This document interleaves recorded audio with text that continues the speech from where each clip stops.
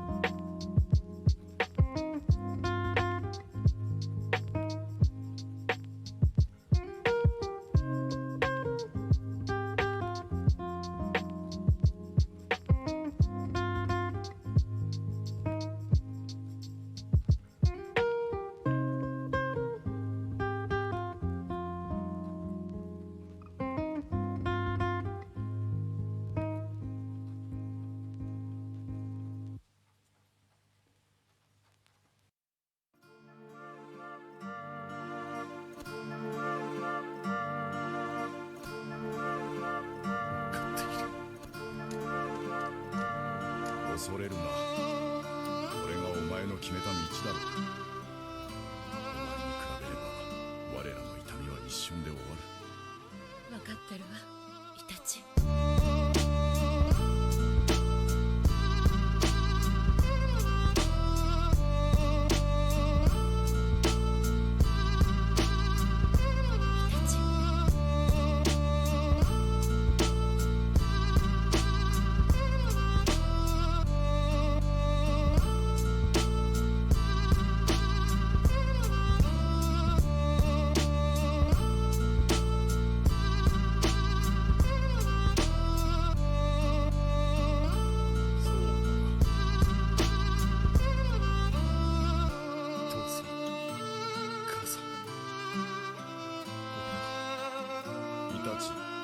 最後に約束しろ。分かってるわ、イタチ。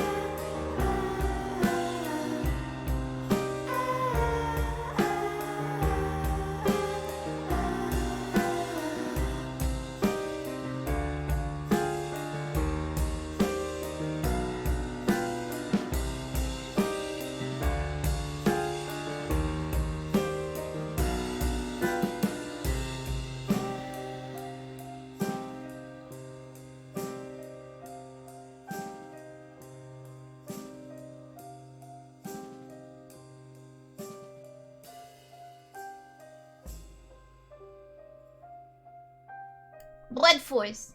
Oh, hello. Wow. Classic wow. I'm a king of the road. Hello. Why the sad vibe? Sad vibe? Nothing. What's sad about Rick and Morty? Master Code is a beautiful piece. I feel anyway. I don't know about you guys, but it makes me happy. In my pants. Wow, the creamy wee makes me happy.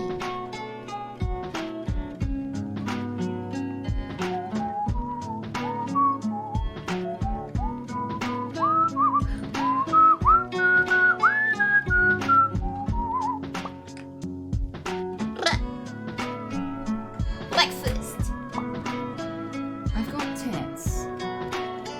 Is that content? Starting soon, by the way. Hell yeah. Well, if you didn't know, I'm a whammon.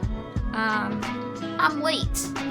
I am Rick. I am always 20 minutes in. I always arrive 20 minutes in. So usually, if I start the stream at 8, the stream will actually start at 8:20. I know it's weird, but it's a thing now. And nobody loves you.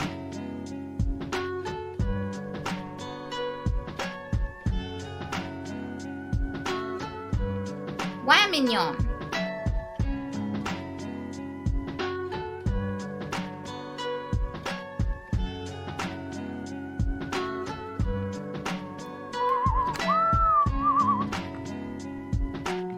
Hello, precious greetings. Thank you. This pretty close to precious greetings right here. Blip! Almost my badge. I don't know how one does that. Don't mind me. That wasn't the sound of unwashed dishes. I swear. I totally have time to clean dishes. My life is a mess. Blip.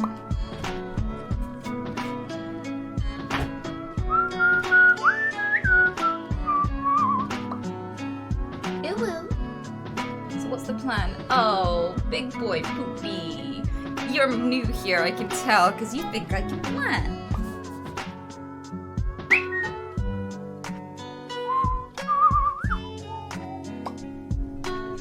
Breakfast. Oh, hello, Oti Borty.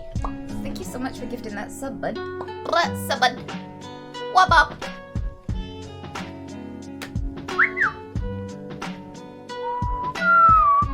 Let me just check that the coast is clear. The coast is clear. Hello. Wow. I have not brushed my hair. You were just watching my videos on YouTube? Awesome. What do you think? Breakfast. There have been a lot of changes to my YouTube channel lately. I've had like 2 hours sleep, so I am feeling rough. Yo, that Dr. K stream though. Yeah, that was interesting. What did you think? Whoa!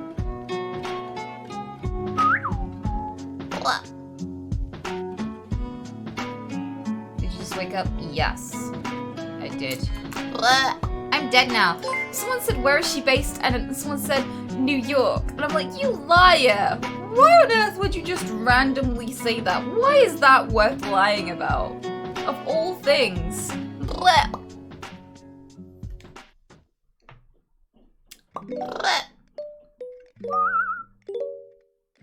Who forgot? Wow, who forgot what? Forgot that after the 19s, 20s, you can't pull all-nighters anymore? No, I quite often pull all-nighters, actually. For 3 nights in a row, usually. So, breakfast, self-care. I'm very, very used to being very sleepy. Oh yeah, the music's a bit loud. I didn't turn it down when I arrived. I usually remember to do that. But like I said, I haven't slept.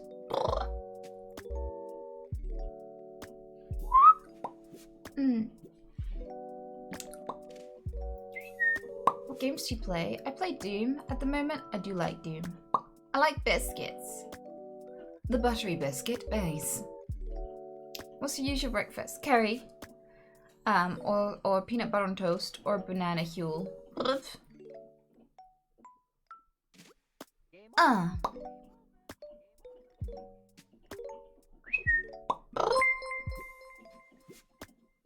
Michael Myers, thank you so much for the resub, bud. Wow. Oh.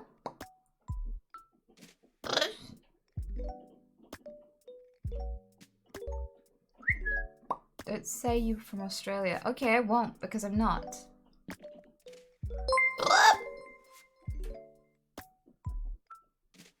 I'm so glad you're able to enjoy bananas again. Me too, actually. I still haven't made banana bread since, so I need to do that. I need to get around to that, because that's something I loved doing.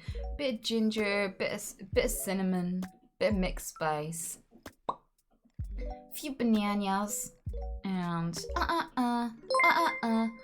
bit of banana icing too. I like some banana on banana action.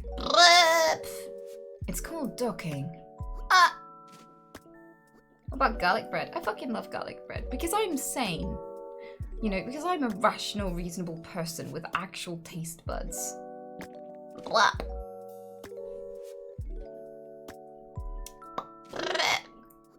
Press 1 for butt fun.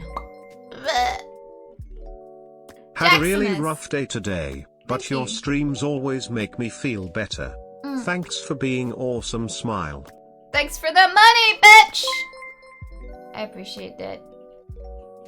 Thanks for sticking around for 15 months. That's pretty fucking awesome, bud. Blah.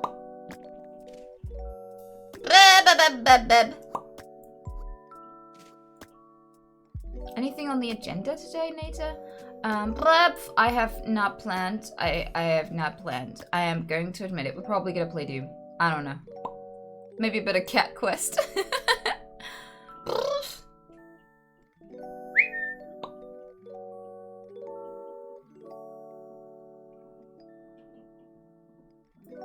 Bob.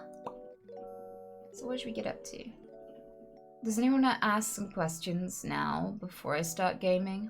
I'm so gay! Because wow. Because Because Because Really? Really? Something? I don't remember what I was saying. God damn it, Terrence. Human music. I like it. Why does human music sound so good? It's so soothing.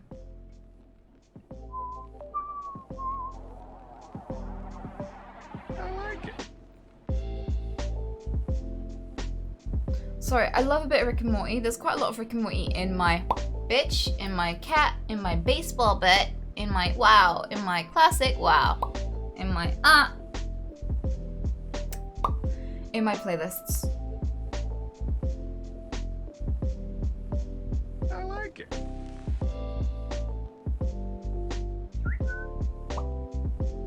As opposed to not human music? Do you think we're the ones who invented music? Oh no, there have been birds singing, there have been whales singing. I bet they were prehistoric sea dinosaurs singing sonnets of love and please smash me. Since the dawn of fucking time, we are not the inventors of music. Music is something we were given by the millions upon millions of animals who came before us. But we definitely didn't invent it. And we might not even be the last animals on this planet to sing a song. So, yeah. Of course, human music. I like it.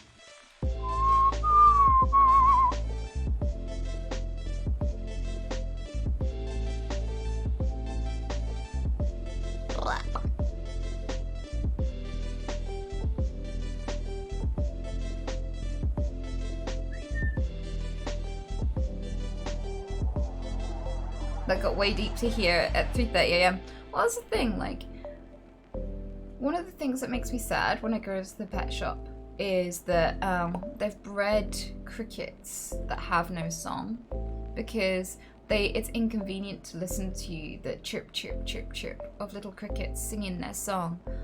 Their little leg violins.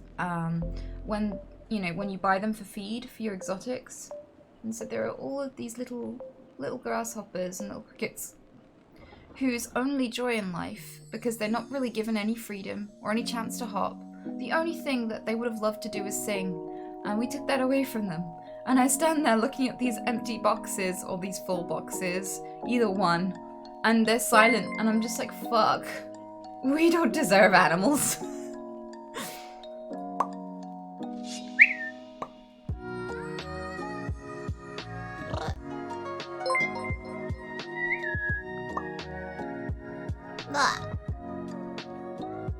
What was the best day of your life? TwitchCon Berlin. 2019, I believe.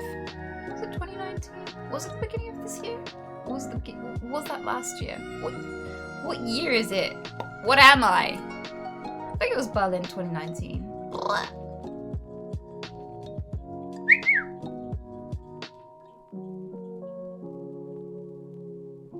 I mean, it was a bit of a mind blower because, yeah, I didn't really notice just how much of a big deal everything was until I went there and everyone knew who I was and everyone wanted pictures with me and everyone wanted to give me a hug and just thank me for existing. And, you know, when I went to the loo, people heard me having a few ticks and whistles in the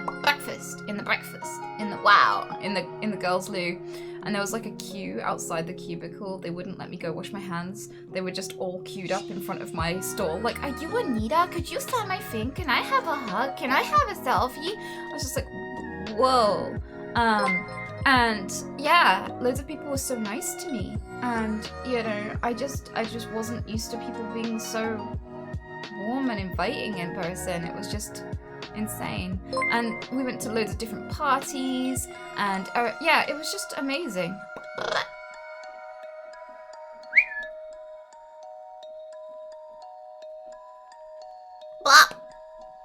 Bafunada.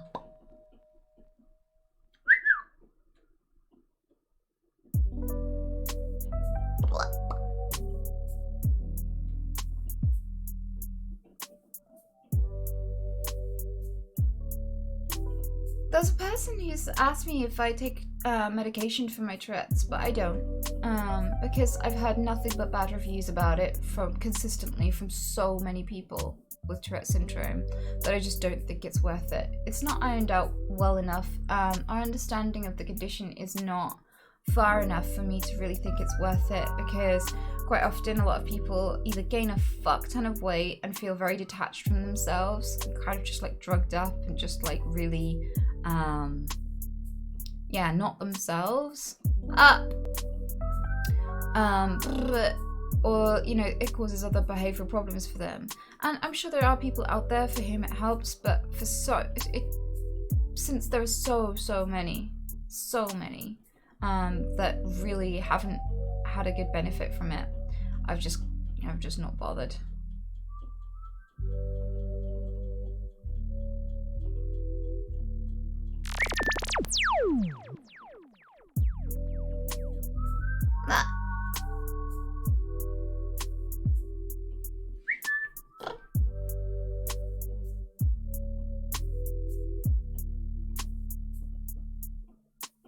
Are you interested in the neurochemistry of it? Of course. I mean, I read about neuroscience and psychology. Both of those things are like two of my favorite topics. Not specifically about Tourette's syndrome, but I do know a lot about Tourette's syndrome in itself.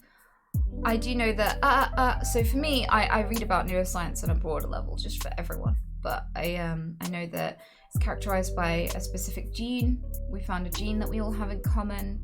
But it's not one that we inherit. It's one that's like one of those randomly generated genes you get at conception, because you don't just get 50% of your DNA from your mum and your dad. You get like special lottery genes, and sometimes they don't quite manifest in the way that they were intended to, and so you get like a faulty one that doesn't behave quite right.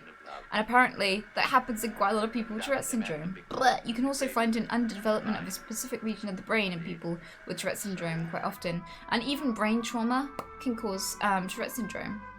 So it can replicate that underdevelopment. So there's that factor. And then breakfast. We overproduce dopamine and serotonin. Which makes a lot of sense because that dopamine controls movement, and we have a lot of excess movement going on.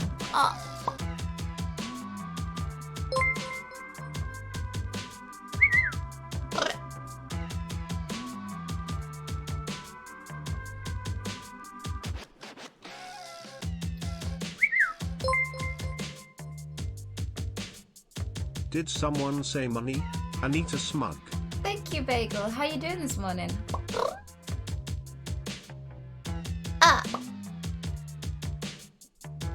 I admire how you share what it's like to live with a disability.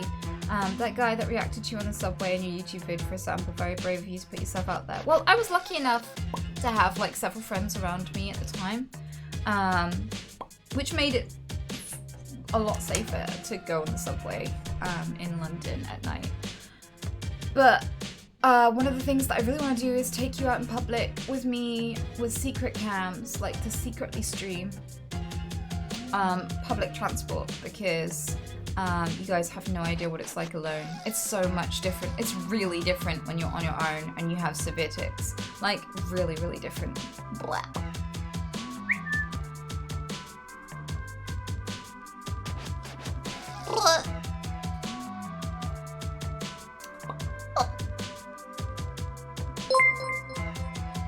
What's the point of even having a chat if it goes Good 100 morning, miles an hour? Anita. All hail the Fall Queen. Anyways, so what's your favorite Rick and Morty episode?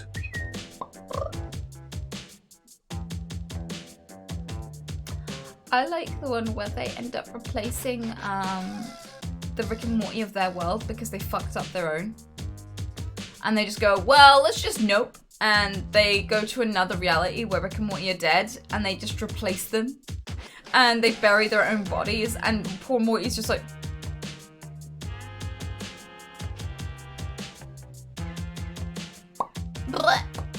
It's amazing. I don't know why I love that so much. I don't know why I find the quiet kind of ruining of Morty's innocence, that quiet trauma, so fucking hilarious. I think that's a bit dark, but the way it's done is just hilarious to me.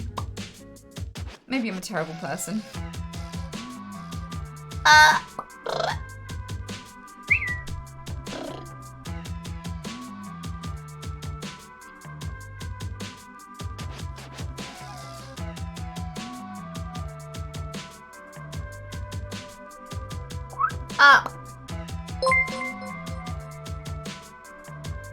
Do you have a key by any chance? Because when I saw how beautiful you are, I said that you got to be kidding me. But there is no love. Anyway, one cannot find love by searching for it. Thanks It for comes the to tip, us Gordon. Don't give it to others. You play something gay. Yes?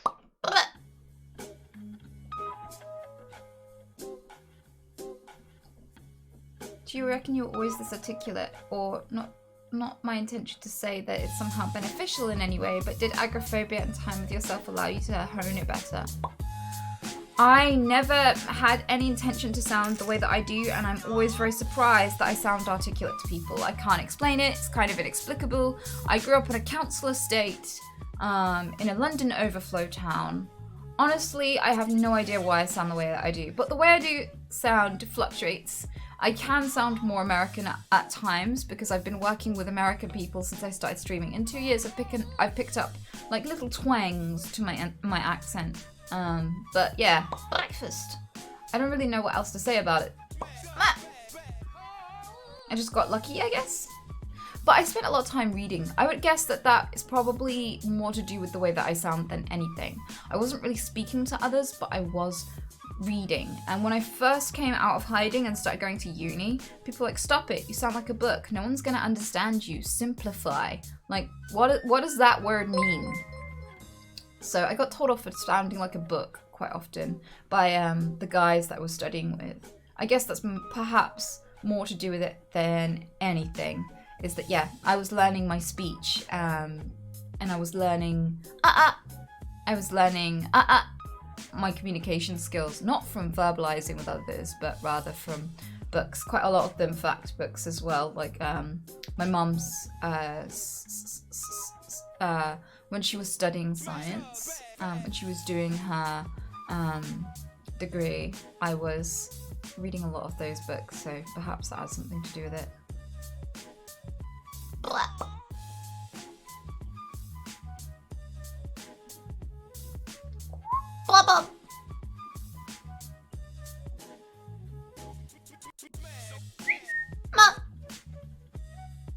Having a big vocabulary is attractive though. I don't know, because I was doing it because I didn't know what was a typical word to use in those circumstances.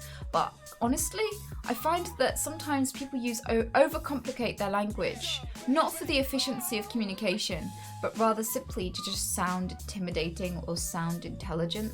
And quite often the people who try so hard to sound intelligent are the ones that secretly don't, feel like a fool. I don't know. For me, I see a lot of intelligence in efficiency. So, I don't know what the word is. Gesticulating? Pontifying? What's the word? Blech, I'm looking for it. but like overcomplicating the way that you speak. Pontificating can be like just bullshit, unnecessary waffling for the sake of pretense rather than actually communicating well.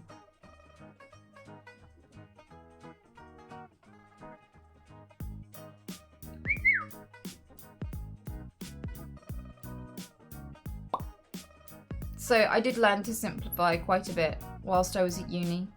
And I had the benefit of having a boyfriend in the past who was, he had a much more basic way of speaking, and it definitely rubbed off on me. And that's not all! And he helped me to simplify quite a bit, which made me much easier to understand.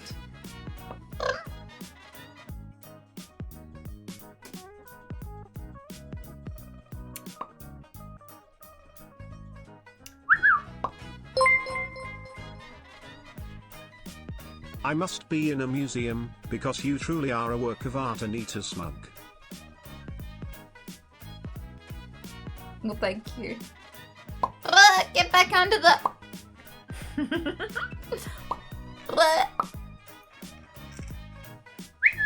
Keck.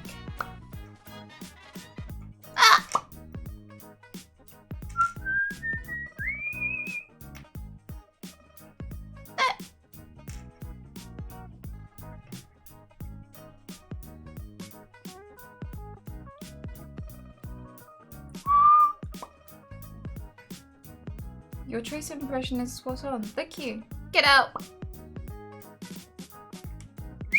Feet now.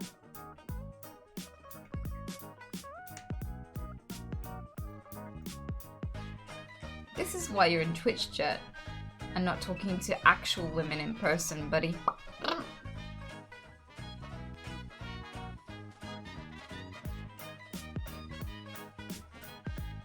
Nah.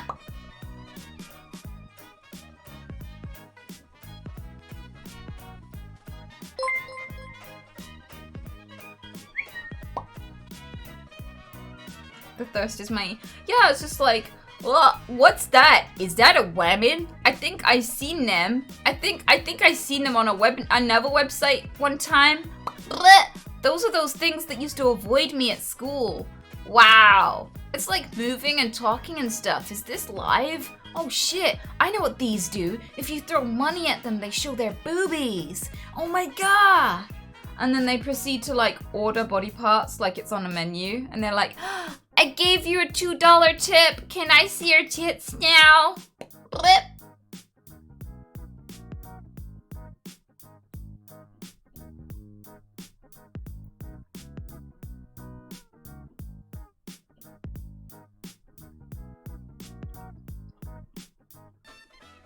Sorry, yes, I am very, very brutal with people who like demand sex parts and try to make it sexual. It's like, no, we're not all sex workers. There's nothing wrong with being a sex worker, but generalizing all of us like that is a pretty shitty thing to do. I like to be quite empathetic with most people. If you're lonely, that's okay. You can come hang out with us. But if you're gonna make your dick my problem, I'm gonna make you feel embarrassed about it, okay? Because you need to learn. I'm doing you a favor. In the long run, I promise.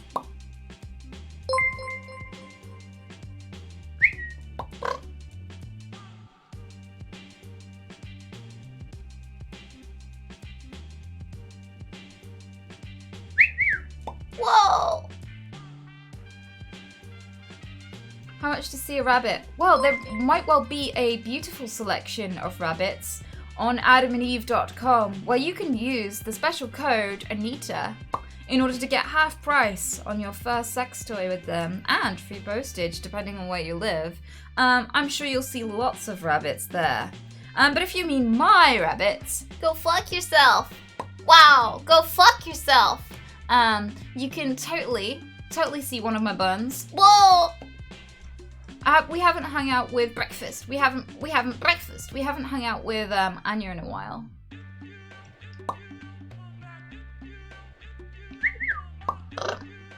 Nice plug. The funny thing is, I'm not actually doing that for me. I don't get anything out of that. Like, I'm not getting commission or anything. I just did that because I know that you're lonely and need to tickle your pickles. I can see by chat right now that there are some people here who need to tickle their pickle. Like, really. So, you know, that was for you guys, not for me.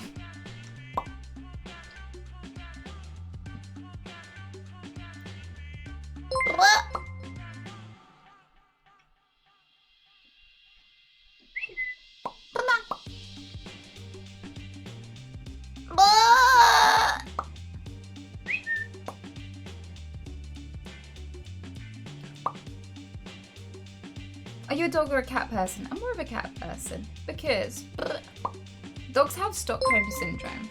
You just keep them in your house, they can't escape, they need you for food, they need you for everything in life. And, you know, dogs can be so loving that, you know, people in the fur trade can skin a dog in front of them and they will sit in their cage patiently, and when they open the cage to go, "You're next," the dog will be like, "Where are we going, human? Are you gonna take me for a walk today? I love you," and go wagging their tail all the way to the slaughter room. Like, this is what dogs are like. They will love you whatever, which to me kind of taints it a bit, because I'm kind of like, you don't really love me, you love the I'm in charge and you have no choice but to love me. Which cheapens it a little bit by comparison to with cats, because they will fuck off. They will abandon your ass. They will go, "Nope, I'm gonna go find someone with better food and a warmer house. Peace." And I love that, because when they stay and they live with you for 30 years when they could have fucked off at any point, you know it's because they chose you. You know that they love you and that was something you earned. So I feel a special bond with cats just because you don't choose them, they choose you. And that makes it feel, I don't know, more genuine in a sense. That said though, I love seeing dogs at the beach because they're like, "Oh my god, this is amazing!" And they run up and down and they run into the sea and they get the stick and they're just like, "The stick is amazing!" And their love is just infectious, just genuinely infectious. Cat.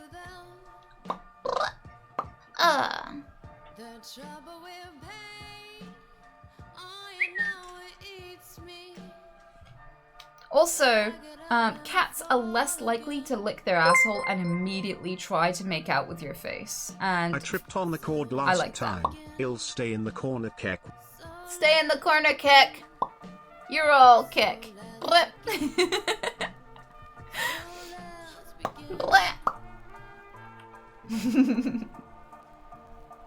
Thank you, Bagel. Omega Death, thank you for the 100 bits. Whoa. Just thought I'd throw some bits in. Yeah, it's kind of crazy. Perv boys want to see something like a bunch of thirsty wolves, like you see in Red Riding Hood fairy tales. Lol, be safe and stay healthy. Nah, they're not like they're not like wolves at all. Like, these people are not dangerous. They're just like socially inept.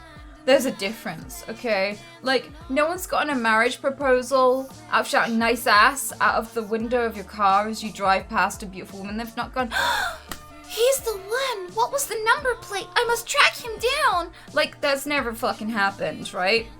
And this, by the same token, like, in chat, when people are like this, it's just like words in the ether from very lonely people who do not know how to interact with women whatsoever. They're not usually dangerous, they're just socially awkward. Like, I've met them in person, because sometimes porn addicts can get like this, where they've just lost touch with reality and think that porn is a documentary, and they go to like house viewings legitimately expecting a blowjob. And like they won't have kids, but they'll call a babysitter around, like those kind of people. And they just glaze over for a sec and they're like, "Let's stop talking, let's get a fucking." And I'm like, what? And then, yeah, I'm sorry, I'll see myself out. Yeah.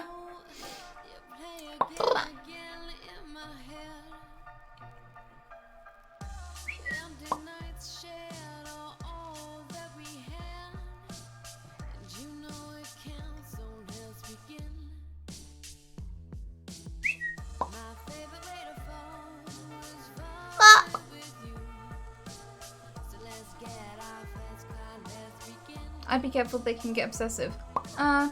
Like, the kinds of people who get obsessive are not the kinds of people who just say a random comment like that in chat. As soon as you don't oblige them and go, "Oh, Oh, you big silly. I bet you have a really big dick. I love you. Where do you live, sweetheart? I'm gonna fly over. Like they expect. I don't even know what they expect. But whatever it is, yeah. When you don't do that, they get bored and move on and then complain about you on livestream fails. They're just like, man, she has contempt for her audience. She's so mean to everyone. Everyone calls her sweet Anita, but she hates her audience. She thinks we're all simps. And they just, that's where they go. And I don't see them again. But like the ones that get obsessive will message you every single day over and over and over again, and it will get creepier and creepier, more and more deluded, and you just watch the dumpster fire that is their delusion, because I can just like never respond to someone and they'll be convinced we're gonna get married. I don't know how it happens, but those are the ones you gotta watch out for at the conventions. Like those are the ones that like try to kiss you when you hug them. They're the kinds of ones that like will drop down on one knee in the meet and greets, you know?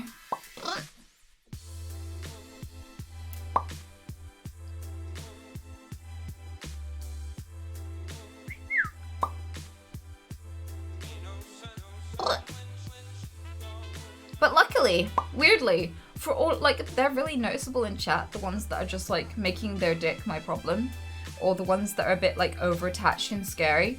But most people aren't like that. Weirdly, most people, it might surprise you to know that most of Twitch and most of Twitch chat is not like that. But it is fun to make sure that the people who are like that learn early. And then there are also the people who will donate like thousands and thousands of pounds, thinking it will get them a date. And it's like, that is a backhanded way to call someone a prostitute.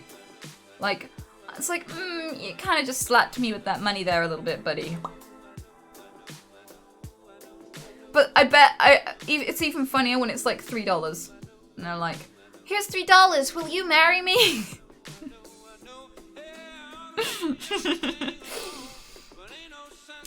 And it's like, this is not a compliment.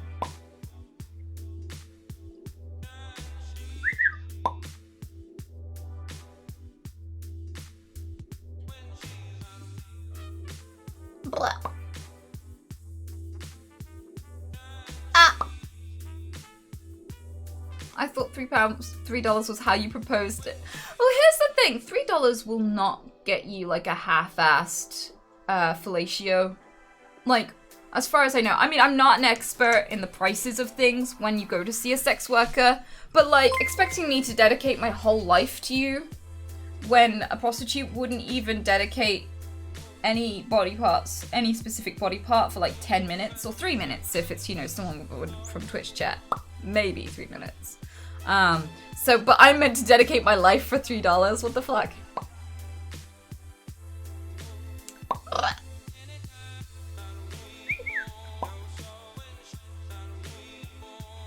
Gonna need at least $4. I am premium after all.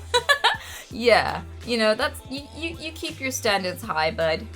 That's why you're single. This song is kind of a bop, not gonna lie. Wow, yeah, I like it. TRJ Leno or Lennox, thank you so much for the 1,000 bits. I appreciate that. So I did promise some Anya. Bitch lasagna. I'm gonna go grab her. She's drunk.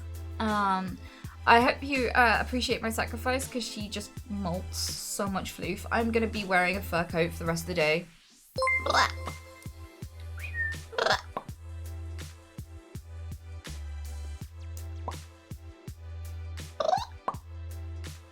I have a butthole. I'll see you in a sec.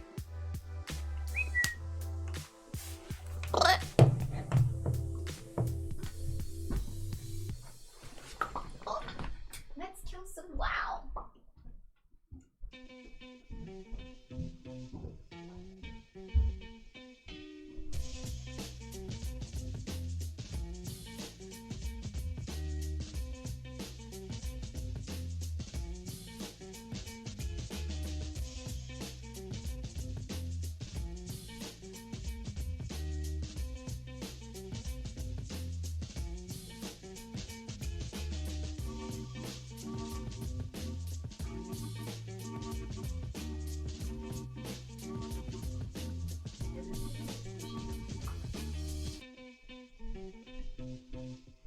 just kicked my neck really hard.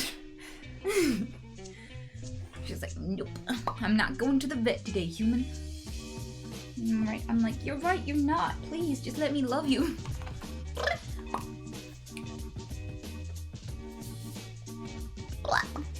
Yeah, that is a cup, not a fleshlight. Huh.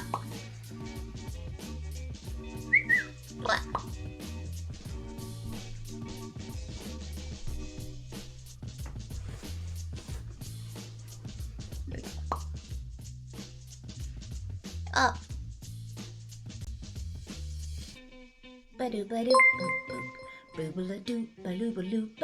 Here's $3. Will you marry me? Thanks, Total Cooper. We were just having a discussion about you.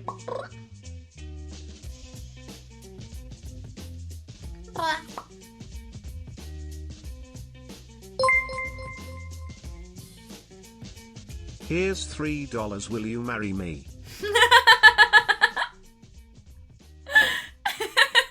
Wow, I'm gonna have a lot of partners by the end of the stream. There are gonna be a lot of marriages. Streak. Thank you.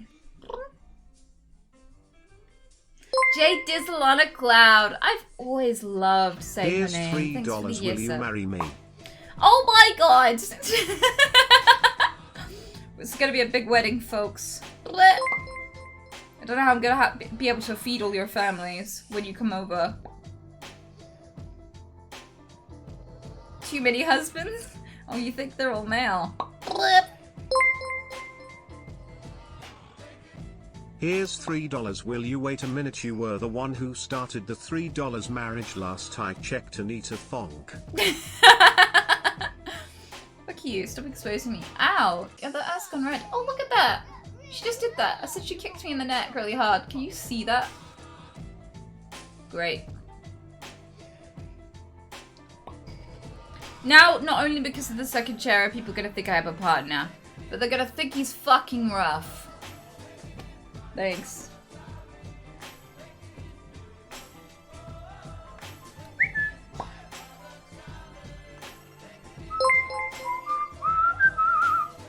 What's wrong with your cat? Together. Bagel, stay away from the cord.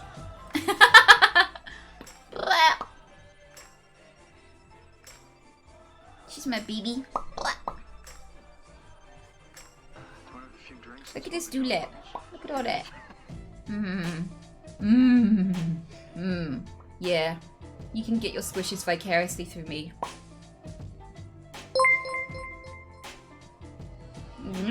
Hey Anita, I almost cried during stream when I heard her story. I realized him living life on easy difficulty. It actually helped a lot. So please get yourself some more chocolate, you really deserve it. Less than 3. Psycholutes, I just want to say real quick, and please hold the donations mods so I can respond. Don't use my life or my difficulty setting to guilt yourself out of the way that you feel.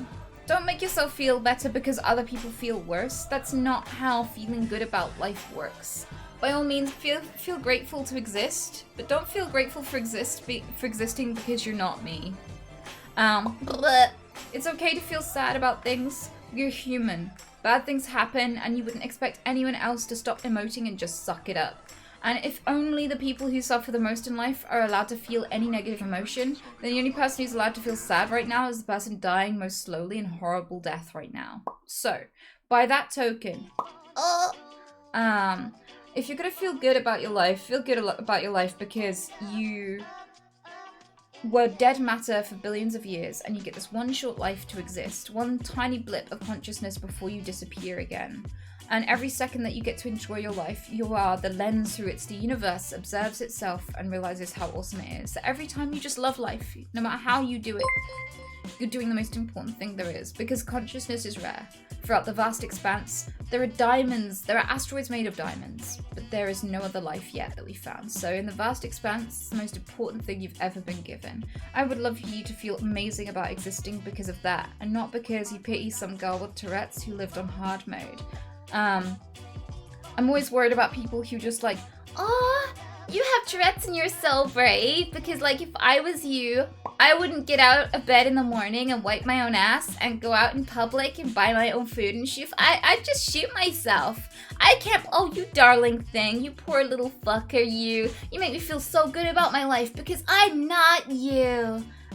So yeah, I don't want people to take that angle from it, the kind of yay me, I'm not you kind of angle, but rather if you take anything from my content, just love yourself because you can be happy and you can know you exist. And that's far more rare and beautiful than you realize. It's something sometimes we just have to tune into and go, fuck, wow.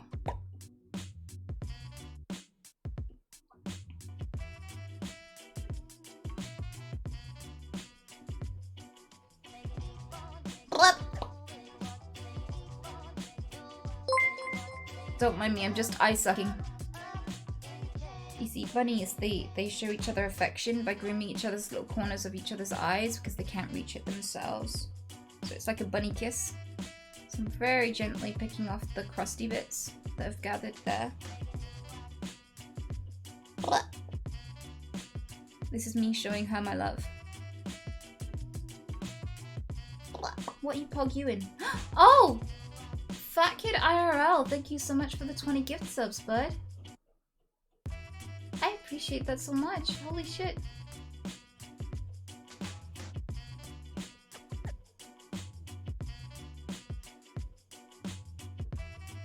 But you realize most people will never ever even remotely come close to the ideal in their own lives. That's just not gonna happen. What do you mean the ideal? What ideal?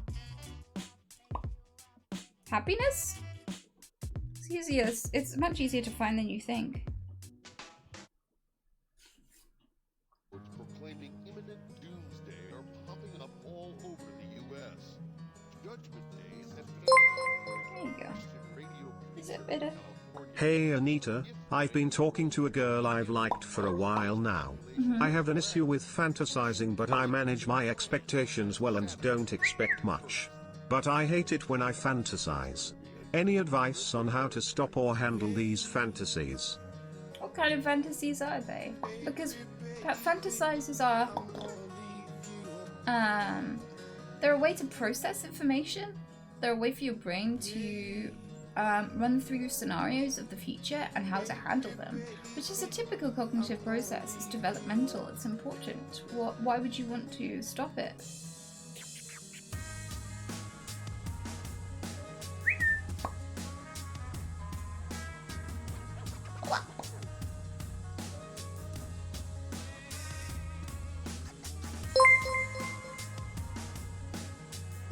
Here's $4. I'm premium. Will you marry me?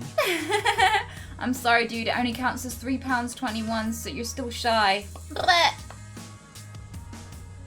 Blah. American, like freedom premium is still scuffed to us British folks, I'm afraid. Bleh.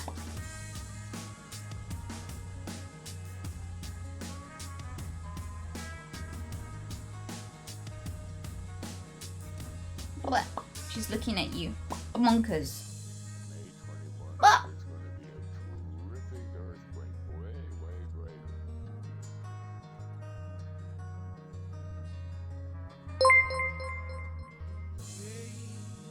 I've doubled the $3, so please stay away from me. Well, I couldn't be more away from you given that you're in Australia.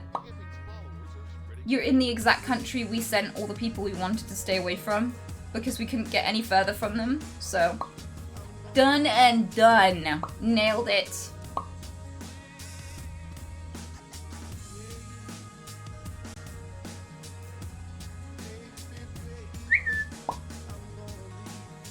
Blah.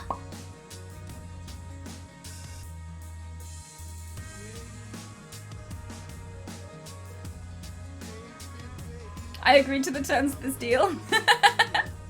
Good. That was the best, that was the most hard-earned $6 I've ever earned.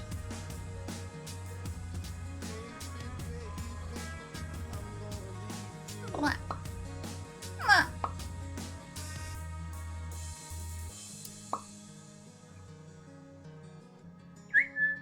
Mama.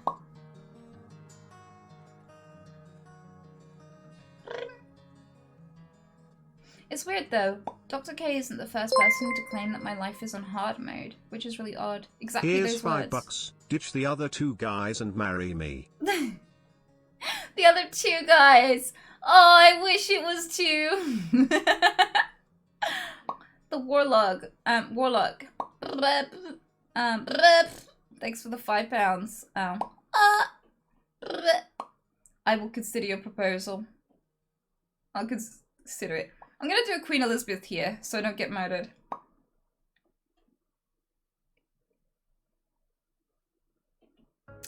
But yeah, Dr. K was not the first person who called my life hard mode. I've had a few exes and a few friends who've all said that as well, weirdly. Like, not to me either. I remember a friend said to my editor once that I was living on hard mode.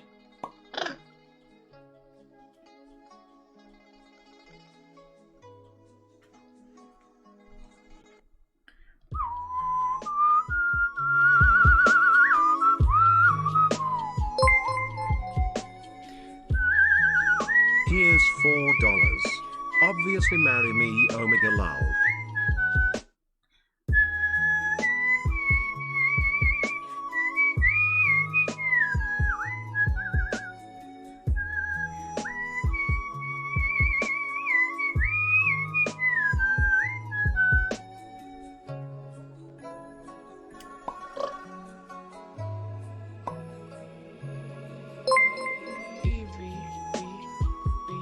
Here is Fweep Woundy Woundies for Bissy Wisey to get some matrimonial garwick.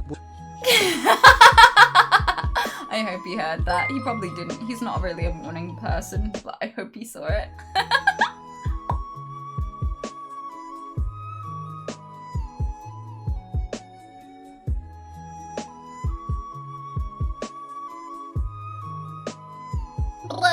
Yeah, clip it and give it to him. Here is 3 marriages, will you dollar me?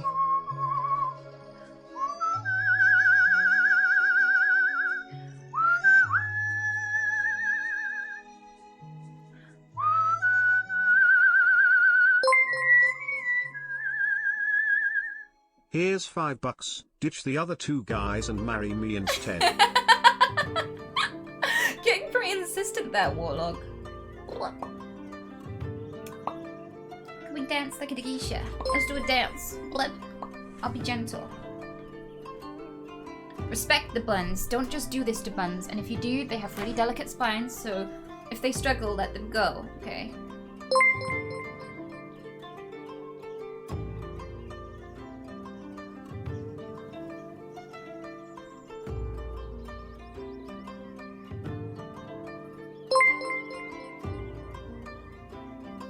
Here's $3. Will you marry me? Then we get divorced in 6 months because I'm a piece of shit.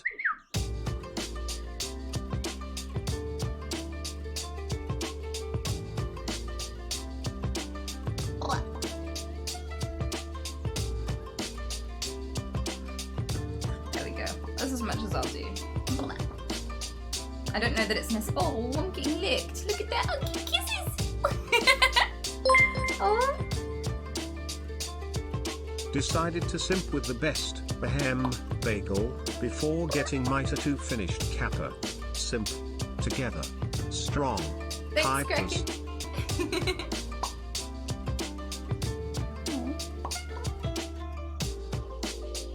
Oh, she's breathing really fast. I think she's getting too hot. So I'm gonna take her back upstairs now. Back to her room. Them chonky kisses. Yeah, she is pretty chonk. Friggin'. Hello, Trill-san. Greetings! I fuck cats. Get out. Thanks for the raid, bud. You came at just the perfect time. Because I'm going to leave you now. Wow! Just for 5 seconds, though.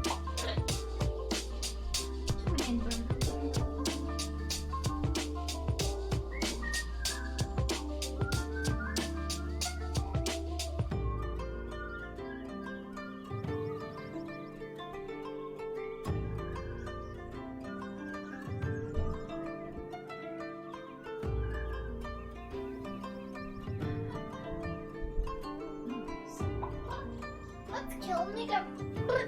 Sorry. The N-word. Wow.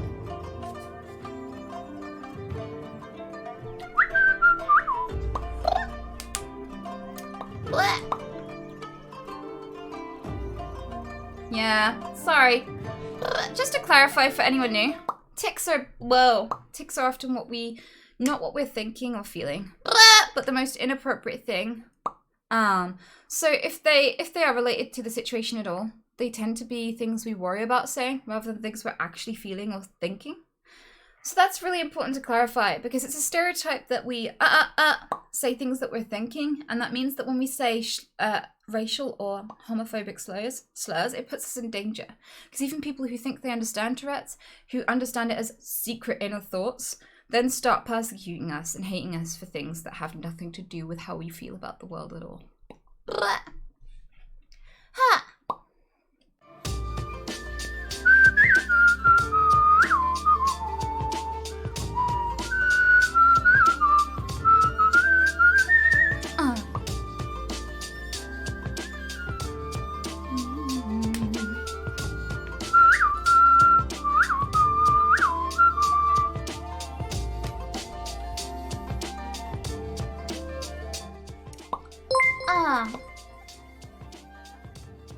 Really enjoyed your chat with Dr. K and found it really relatable, so decided to check your stream out and noticed your PO box is in Poole. I used to live there a few years ago. Small world, man. Huh, yeah. Yeah, my PO box isn't in my hometown. I made sure that, because yeah, there are definitely people who'd come and camp outside of my house and do weird shit. So, ever had sex when you were having sex? No, you weirdo. Who the fuck does that? That's sick. What's wrong with you?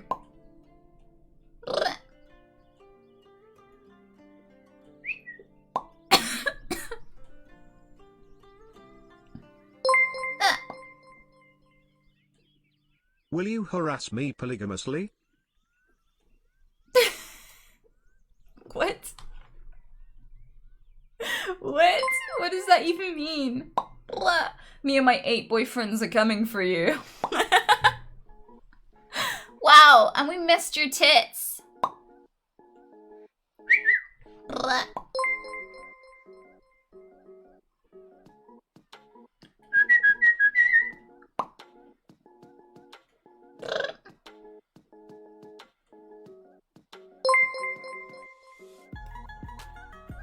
For the buns lol, they need some loving too.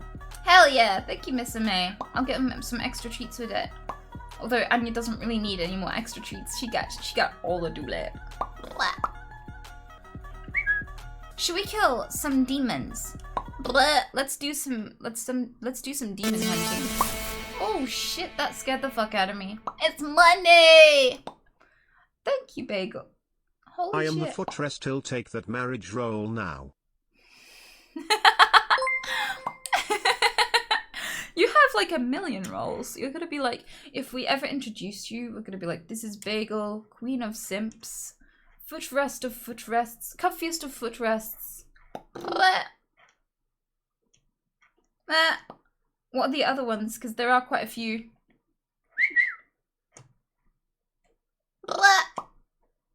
The Sib Queen that never sleeps. We're gonna have to come up with some like long-winded airy fairy foot. Wow, airy fairy pudding and pie. Fuck the fish and made it cry. Wow. Can you see it in the sea? Blech.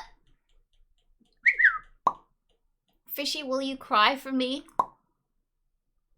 Rip. What am I doing? The thing with like these long-winded 15 months, that's almost 1.5 years. What Anita Pog. What's Anita Pog? Thank you, Clumsy Assassin. I really want to think of some way to give back to people like Bagel who donate so much. Thank you. You're amazing. But I have no idea. Blech. Where do I begin? Blech. I'm crying now. I'm sorry, the were one. Wow. What did I do? Was it your mom? Bleh. I forgot. She's shit. Sorry. Bleh. Your friendship is enough, thanks. Wow. That's so sweet, Bagel.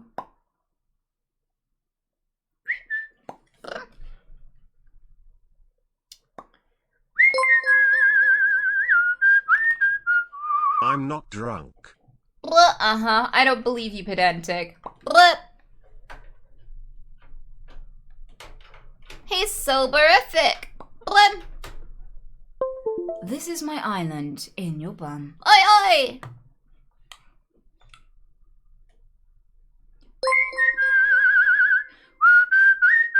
Will $10 get me marriage right now? Simp. Together. Strong. Less than 3. Oh. Thank you so much, Ramses, for the tip. But no, I won't be marrying you today. I still love you, but with all these other simps chasing after you, I just can't make it work. Here's $3 for a divorce. Thank you. Could you fuck off, Steam? Yeah, I know. Stop. Don't show me this again. I don't need a marriage. Just tell me what is the display and where can I get it? It's up your ass! Wow. Get it, son. Get it. Blah.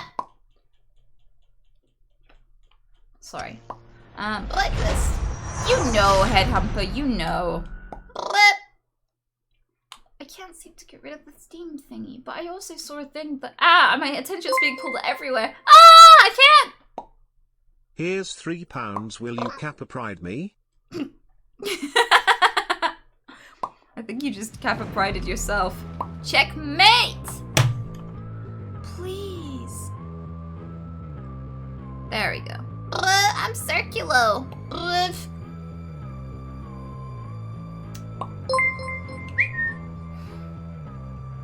Civil union perhaps? Kappa. Thank you. Trev says, you're a bitch. Everybody knows hard mode may be more difficult, but it's always more rewarding in the end. Miss you all. Here's £2. I don't want to marry you. This is respect money. Thank you.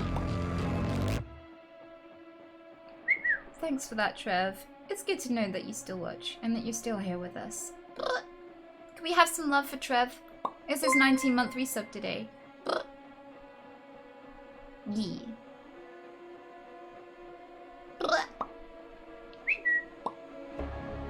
Mama.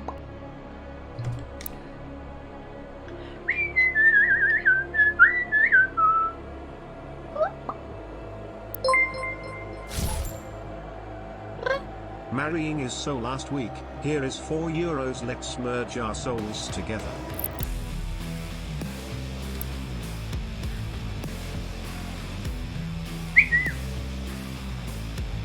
What? Let's merge our souls together. I've not heard that one before.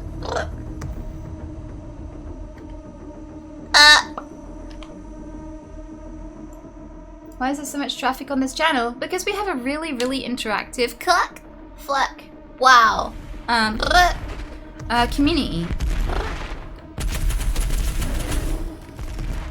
We got people who love to say shit. Mostly. Fee! I hate tentacles so fucking much. Oh, please back the fuck up.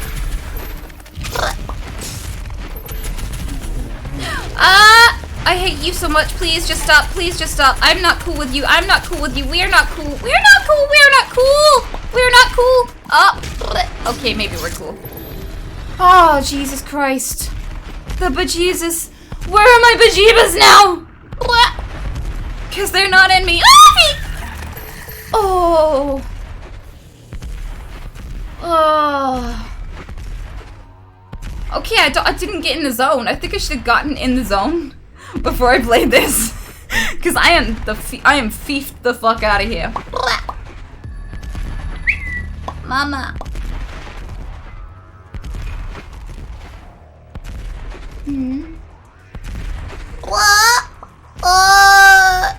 What do I do? I don't know. I don't like the look of this. No. Oh, fuck. I balls that up. Could we just not be... Could we just not? Could we just not? How about not? How about not? Is not okay? No?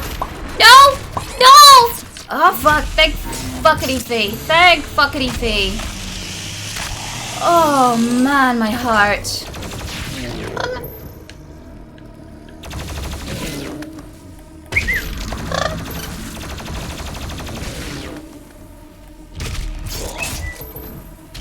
Let me lick them turtle balls. I don't have any turtle balls, but when it comes to turtle balls, I don't recommend doing that with them. You could go to prison or traumatize a little turtle.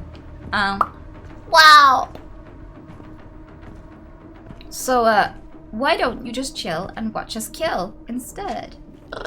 Yeah? Yeah.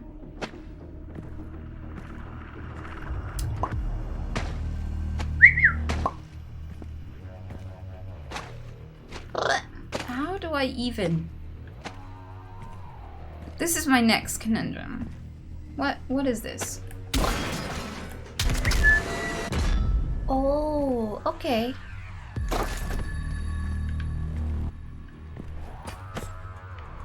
Ah! Okay, I forgot what button does the... What would you call it? It's like the sky shimmy? I don't know. The thing where you circle.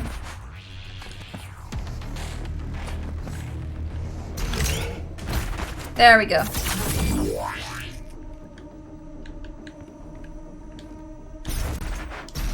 That one.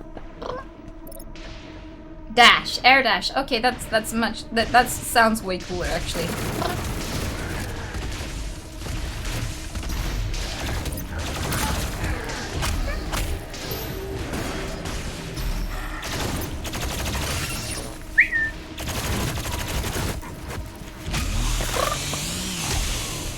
This is my island in the sun.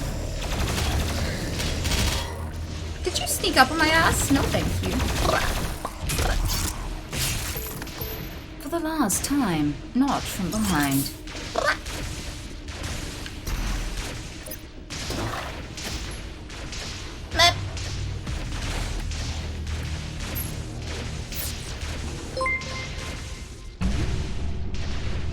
Can we get titles include Kitchen Cleaner, Footerest, Queen Sim, King Sim, Simpidicus Vegas, and Bicycle all at your service. I need to start writing these down. I'm smart.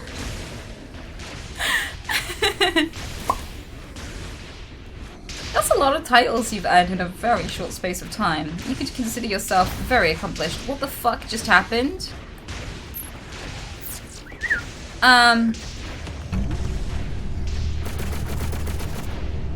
Excuse you? That was legit. You was.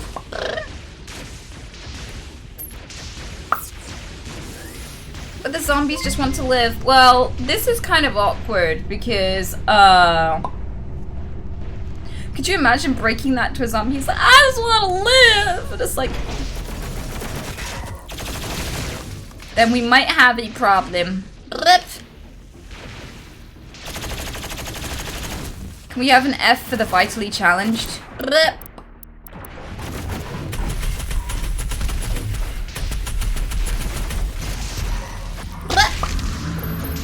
God punch.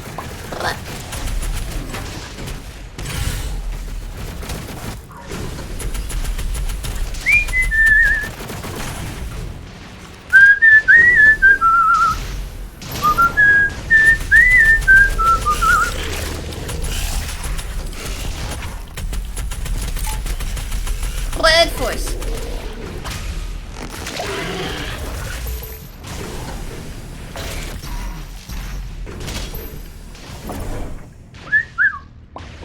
What's this? Aloha.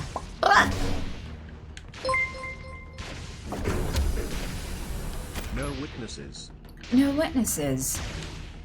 Wait, if that's the way, do you know the way? What? Okay, I need the map. I need an adult. Nope, that's not the map. Right? That's not the map. Well, hey! First try. Okay, so that's a secrety thing and a thing, and that's a what's a bijig now? These are all technical terms. So where is the bleh?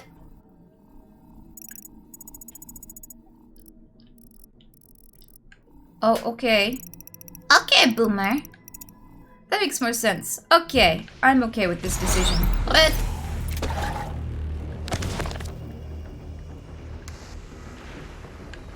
Blood. Oh, hello.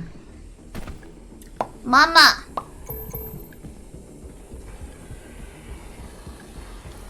Yes. Oh. Epic failure. What do you reckon? Should we do this? Should we do this? Press 1 if you think we should do the challenge. Press 2 if you think we should do the story. Balamori, what would you like to know? That's a lot of ones. For butt fun. Turn around, Charlie Brown. Ow.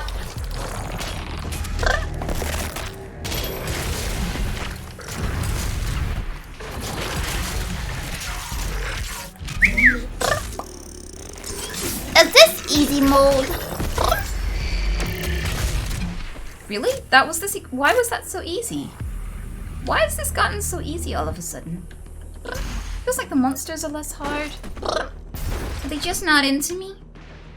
I can spice things up, I swear! I have handcuffs. Tie him down, Charlie Brown.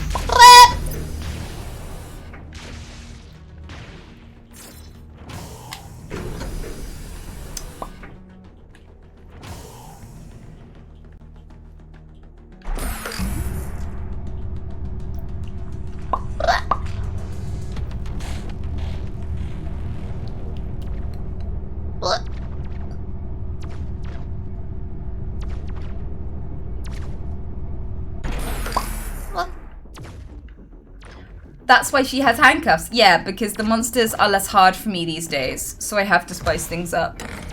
Are they pink fluffy handcuffs? No. Those are for wusses.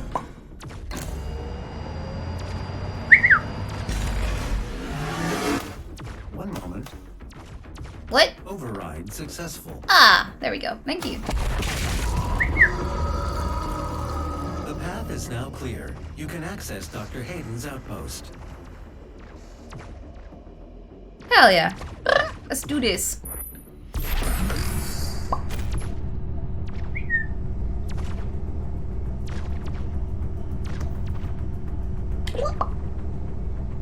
Guess I'm a wuss then. At least you're fun. At least you're having fun, you know? And at least you can escape.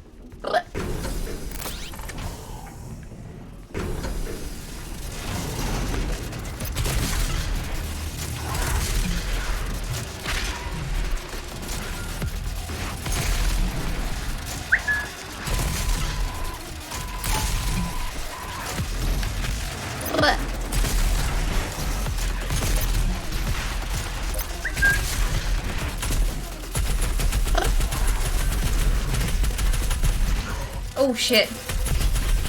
Happy! I'm panicking now. That was hurting my accuracy. I was like, this is fun! This is easy. Abby!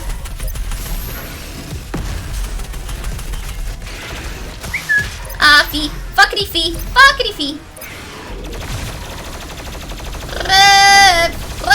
Please.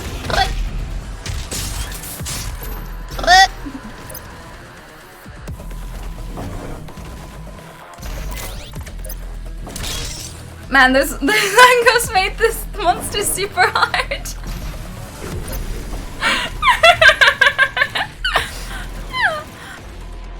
I love you, man. Oh, I forgot how epic this gun is. Up, flip.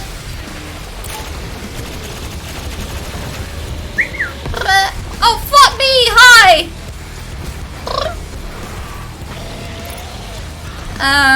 Who do I deal with first? I have no ammo. Okay.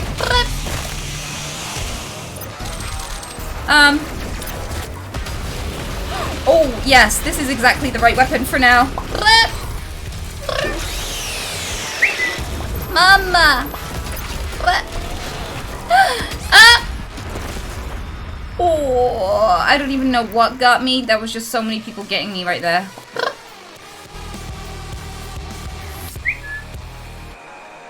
Good night, Rash Crazy.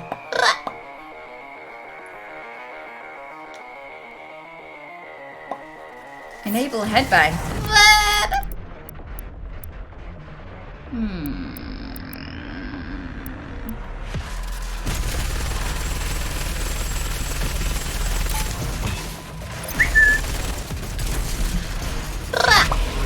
Oh, okay, so that's how you do.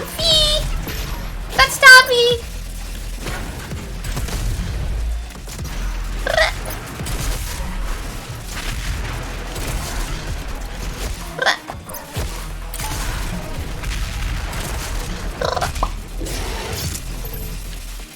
Oh, okay.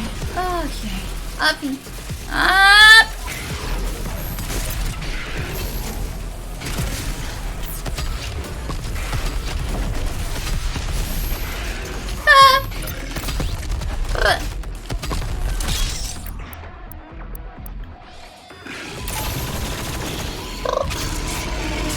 Yeah, fuck you, wall. Station marked. Sync mode deactivated.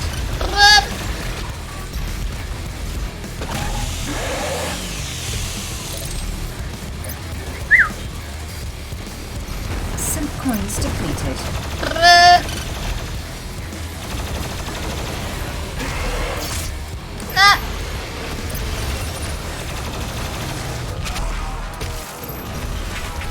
Titty Mo!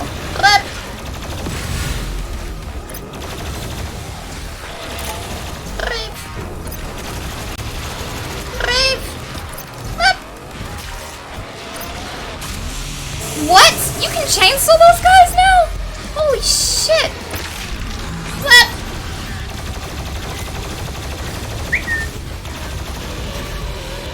Can I tickle your pickle? Yeah.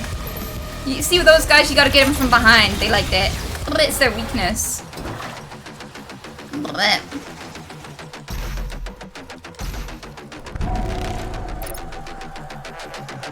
I bet I'm looking for someone in chat who's just gonna be like, Gachigasm, same.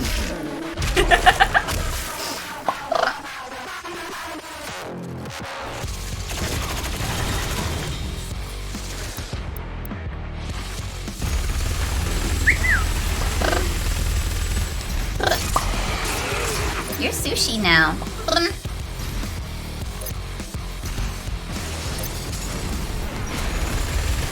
17% more tasty.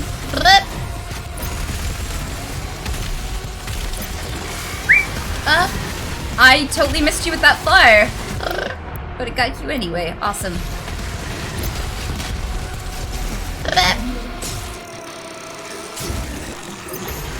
See, this is one of the things I love about the game. You can give them the food.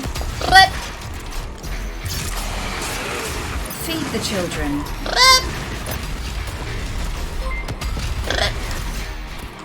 Aloha!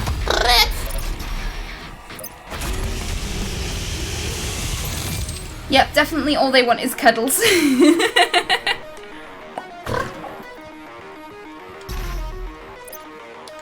health. I have a spleen. Press 2 for spleen.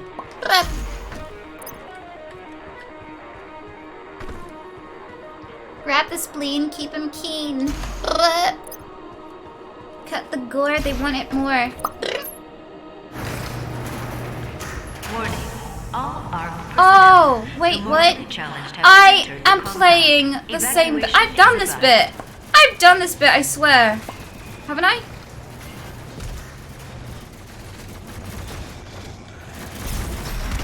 Oh, wait, no.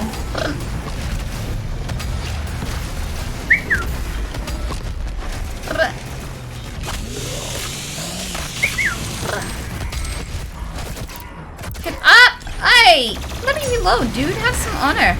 Breakfast.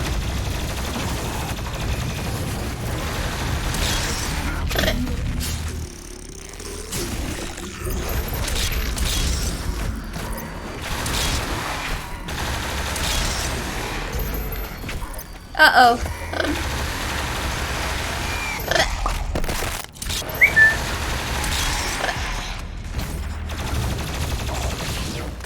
Yeah, I don't know what happened, but it feels like the monsters got easier somehow.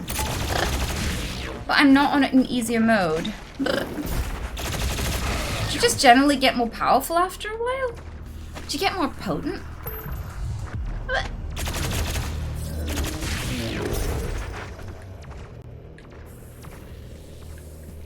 Press 2 for spleen. You fed him some breakfast. Indeed.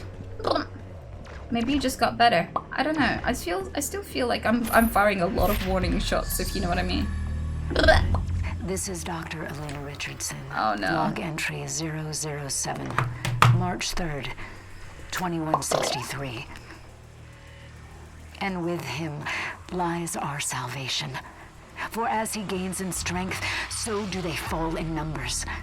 The priests command the armies to the north and south, but he controls the fight. The inner circle of death is where he resides, hunting them at the far reaches of the earth and beyond. I am a believer now. I feel it is in doom that I have faith.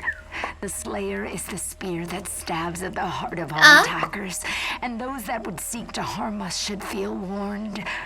For there is only one dominant life form in this universe, and it carries a steel-barreled sword of vengeance. All hail the coming of the Destroyer. The Slayer's time is now. Jesus. Wring out your panties, lady. Remember what I was saying about this woman last time we played this?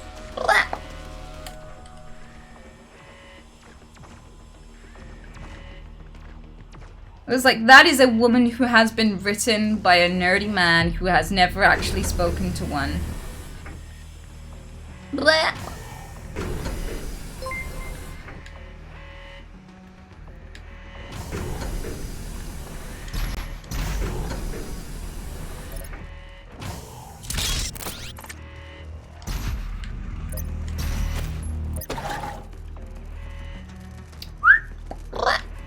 McLovin!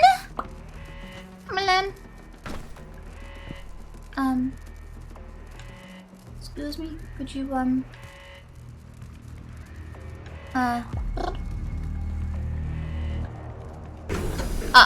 wait, was that where I came from? I'm pretty sure this is where I came from. I've already forgotten. What am I doing? I don't know.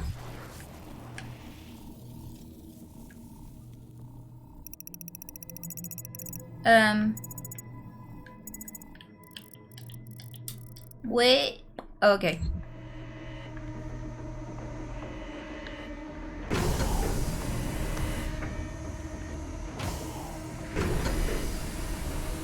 So is this where I just came from? This is where I just came from, right? My memory is not so good. Blech.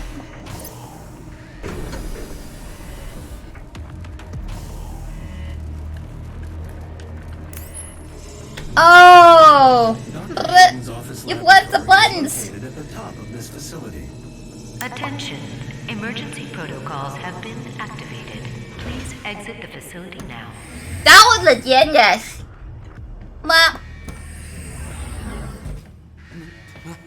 My God, Dr. Hayden was convinced that you would come here for this eventually. What? There are actual humans that are still alive and stuff? That's pretty nifty. Those bedroom eyes. Can I just say that it is an honor for me personally to meet you?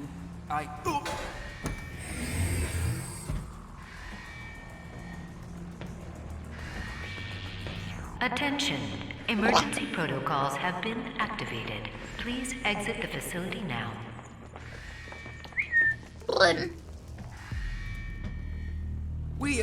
We don't know how to access his main cortex. It's all alien. We couldn't figure it out.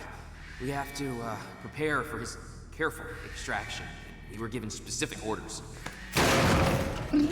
His life signal is barely readable. Warning. Demonic presence threat level 5 entering main laboratory. Hi, friend. Nice tits. Wow. That crotch, though. Oh my god! Oh my god! Oh my god! This has never happened to me before. I'm sorry, this is a big deal to me, okay? So like, I have watched anime ever since I was a little kid, and every fucking time they would introduce the dudes just with their face. But they'd introduce the girls, crotch, then titties first, and then face. And it finally fucking happened with a dude, and I don't know why I'm so happy about it. Feminism. Blip. Blip. You're the titties now. Opening the portal now. Blip. You were never one of us. You were nothing but a useless. Oh, the way he saunters with the axe is pretty saucy, if you ask me. My eyes have been opened. Blip. Let me help you to see, Slayer. Hi, bud. The Marauder is a defensive powerhouse. Stand too close, he uses his shotgun. Stand too far away, he throws projectiles. Keep him at mid-range. Counter his attack when his eyes flash green. Otherwise, he blocks your shots. The Marauder is resistant to super weapons. Okay, so I've got to stay medium range and shoot him when he flashes green.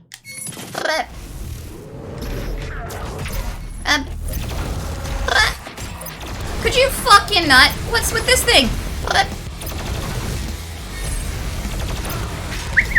This is gonna take some getting used to.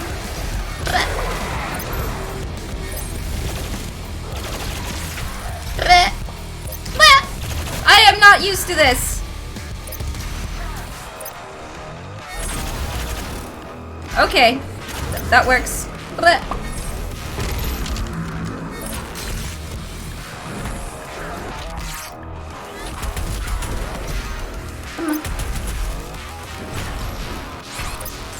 Yeah, this is like, I'm gonna have to take a few tries on this one. What? Yeah. Attack when the eyes shine. I know, but it's just hard to coordinate. Because it only happens for a split second.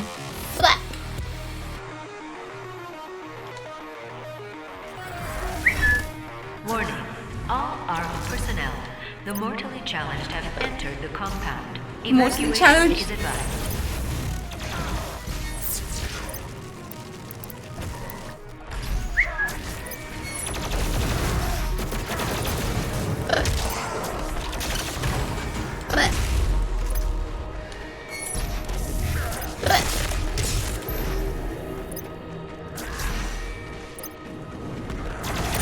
See, there was no flashing of greenness. This is impossible. What? There's so many distractions, I can't even.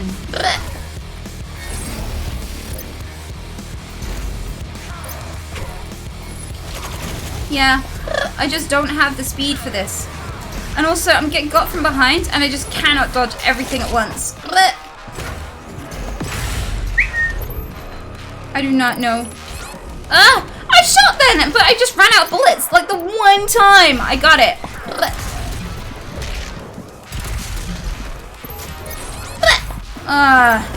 Nope. I just don't know how to deal with that many people at once. I have a shotgun, but I just ran out of bullets. That is crazy. Yeah, because like every time I start to focus in on him and the timing of it, he just throws out some more enemies and I can't dodge them all at once. The mortally challenged have entered the compound. Right. Evacuation is advised.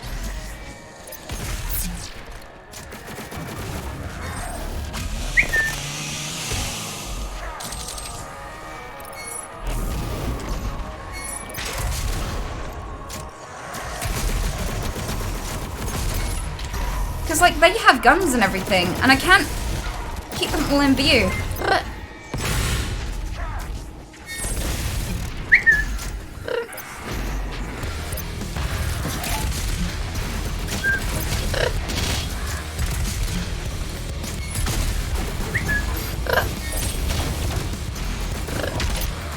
stop? Like, seriously?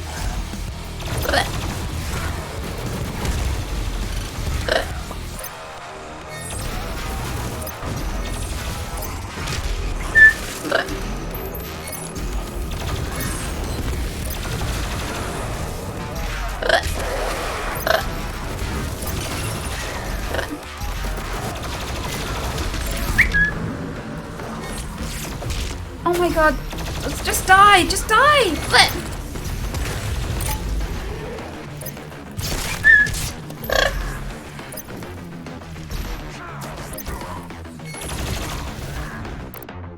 I don't have enough shotgun.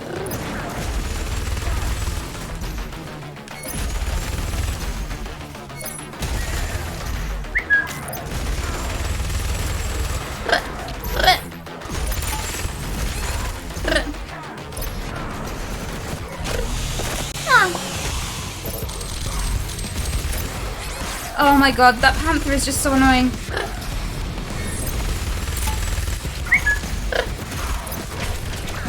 Oh fuck. Yeah, I just can't deal with it all. Huh.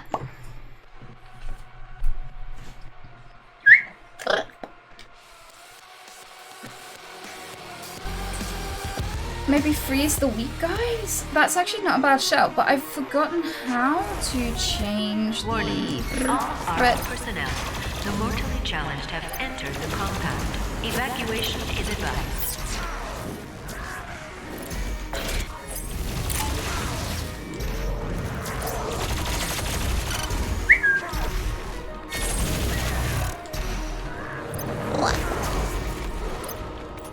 Yeah, run out of ammo.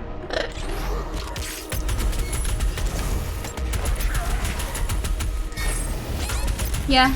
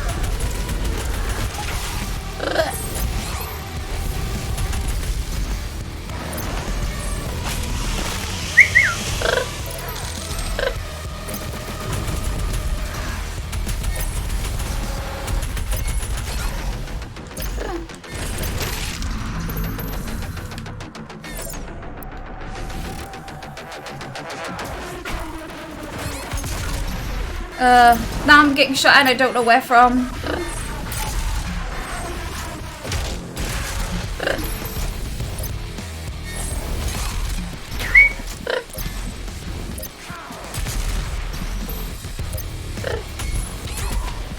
I ran out of shotgun bullets. Usually flamethrower the enemies before I chainsaw with the armor. That's a good tip.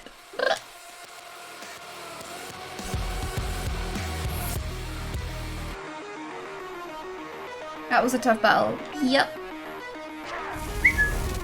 Warning. All armed personnel, the mortally challenged have entered the compound. Evacuation is advised.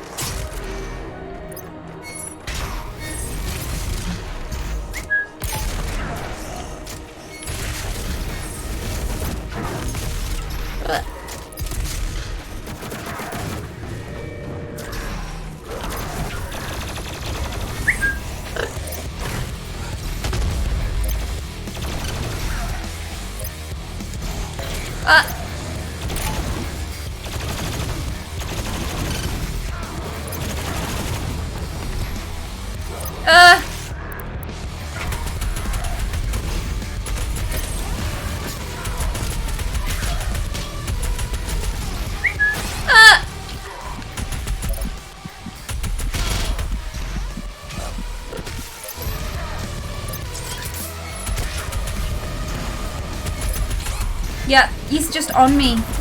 There's no way.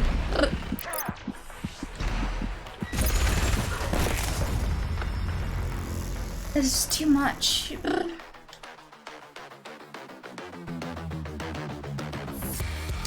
We need a mouse. No, that's not the issue. I actually find it easier because I have small hands. I can reach all of the buttons and remember where they all are with a controller way better. But because I have dyslexia and learning where buttons are is really hard, learning them by letters is even fucking harder. What the hell?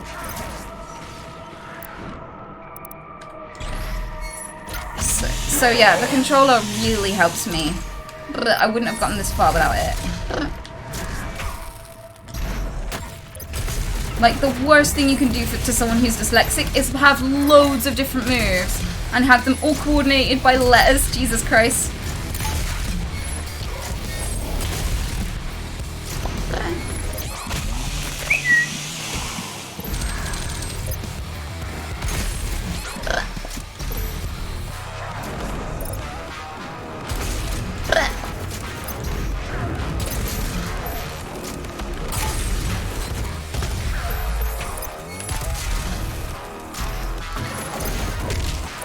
Where's my gut punch?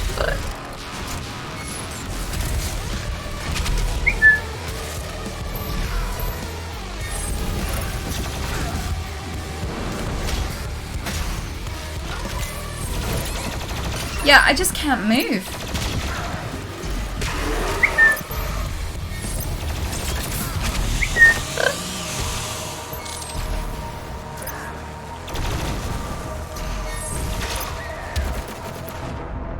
Oh, come on.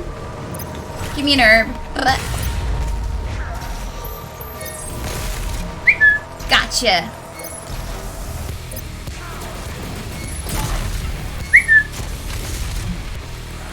There we go. Gut punch.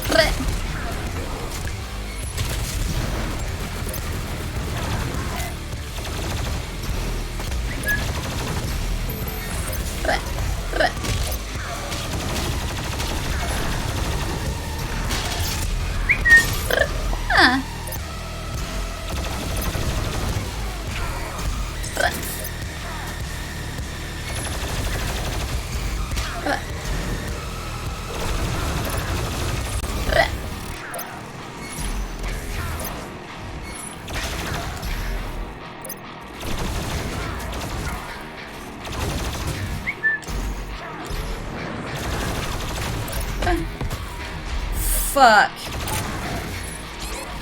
Please. Please.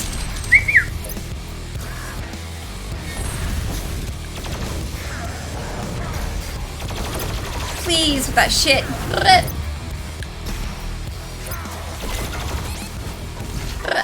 Oh god. Oh god.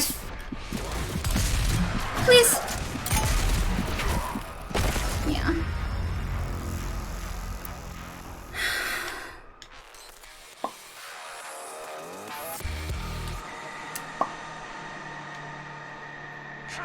This is on a new level. Like, everything else got really easy, and then all of a sudden it just got super hard. Enter the compound. Evacuation is advised.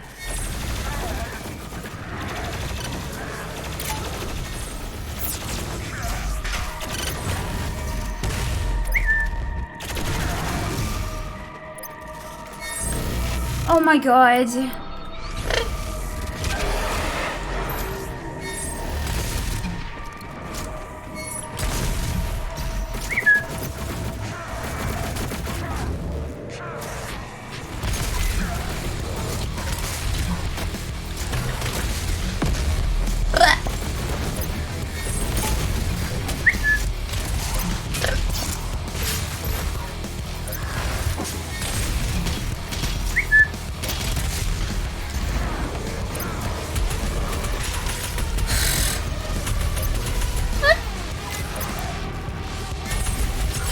I hate this.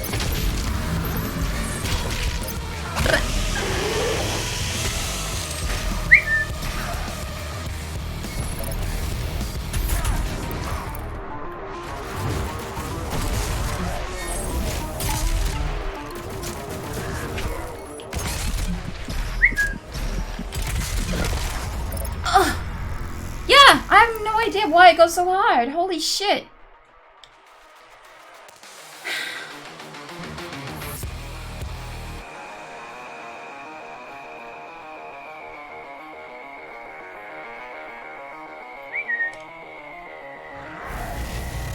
Warning. All armed personnel. The mortally challenged have entered the compound. Evacuation is advised.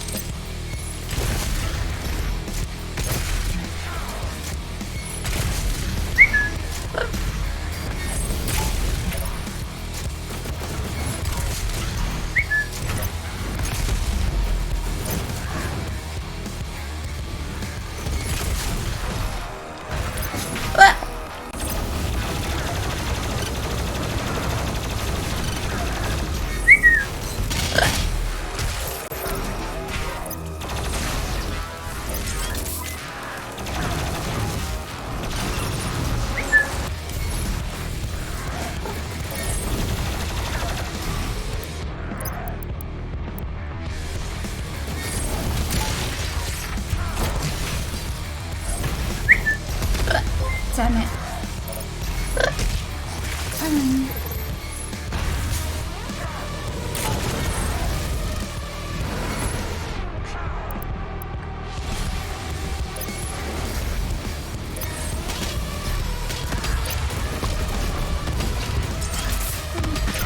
Damn it.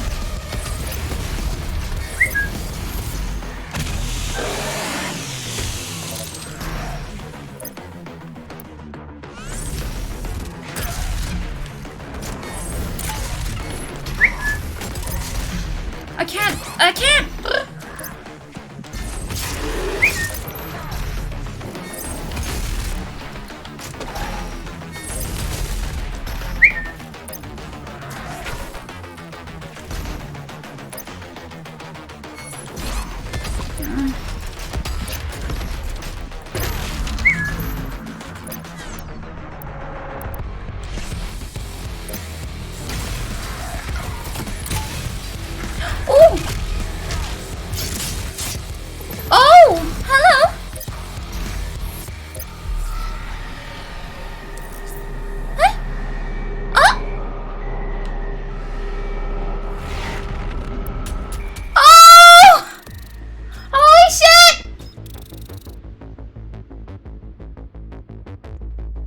Yee.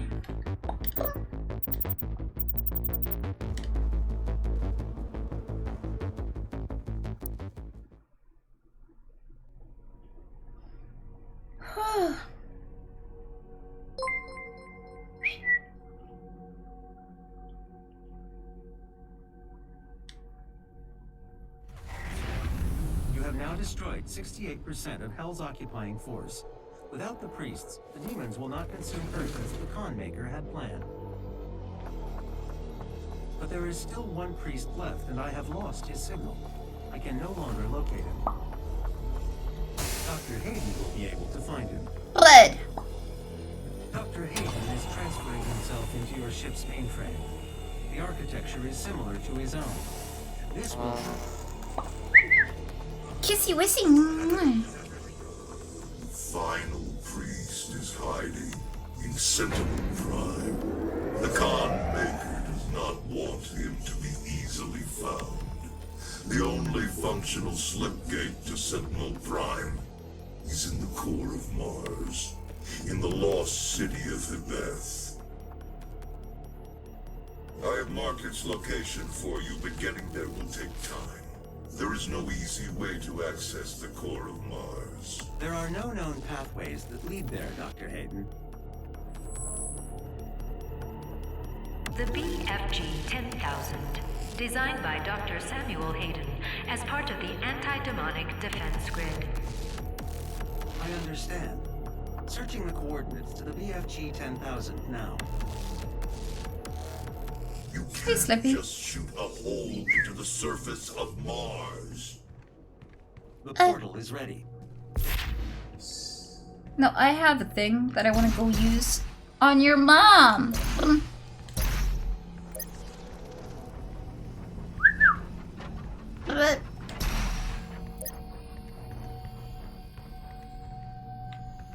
Ben Day, home.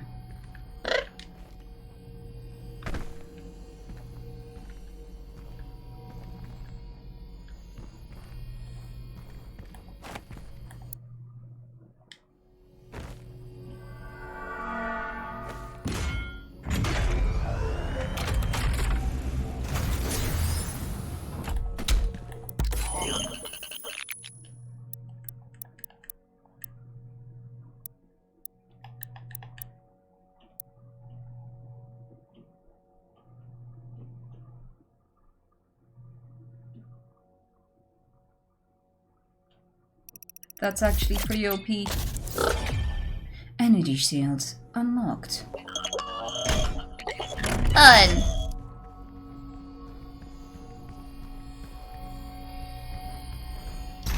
Go get them, Slayer.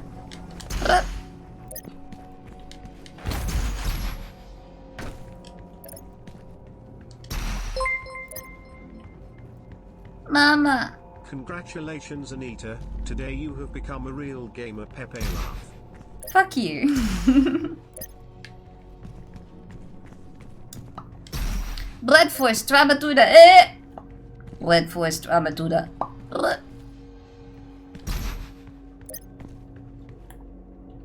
Congratulations, you vegan bitch.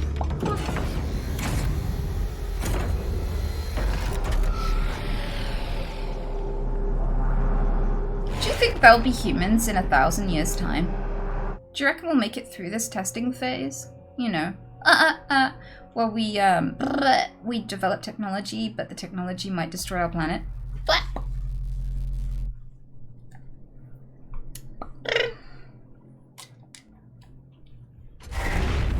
No, we'll never make it out of beta. I love that way of putting it.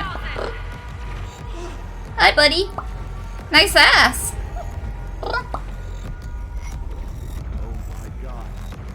It's him. They've overrun the lower levels. Mama. Corporate says we should let them through. What? Why?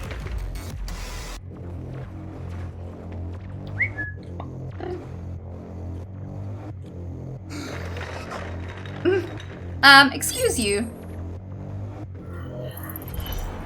I bet he's just like, he touched me. Hey, who are you? You can't be here. Nice gun you got there. Hello, sailor. Thank you.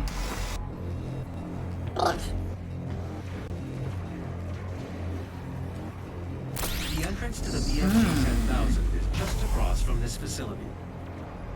Warning. BFG 10,000 is firing. I like the big guns. The power source of the BFG 10,000 should be of interest to you as well. The big friendly giant? Warning. The Slayer has entered the facility. Why, hello there. Hello.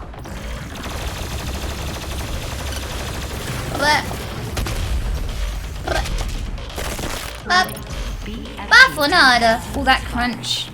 You know? So, that sounded like when you bite into the first Pringle. It was crisp.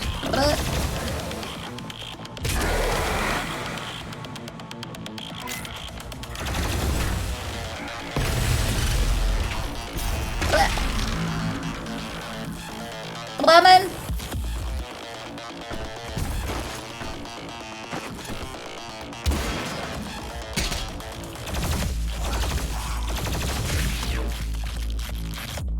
Women. I like women. I like women. I like the concept of a woman. I like to take that concept, reduce it to an object. I like to take that object and put it in my videos. Make them shiggly. Whoop, shiggly diggly bits? What? I'm glad that fucking it up snapped me out of that, because it's kind of distracting.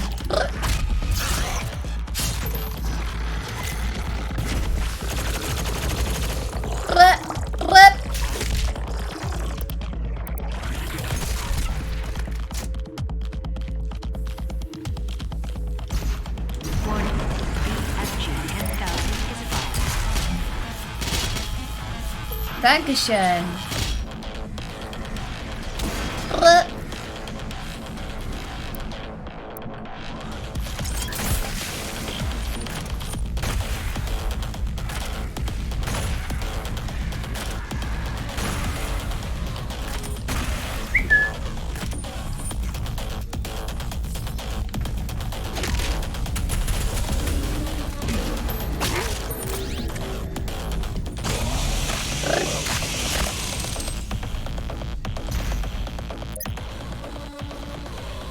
I expected something more challenging, if I'm honest. What? I thought there was gonna be levels to this.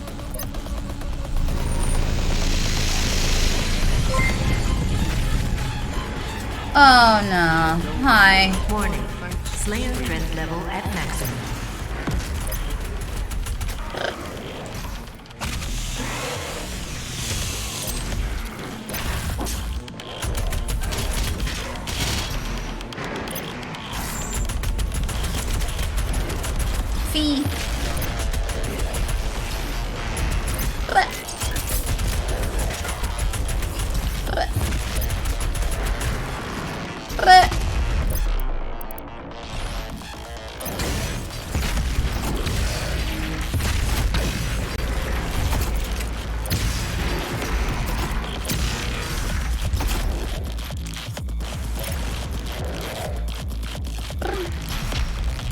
She used seduce.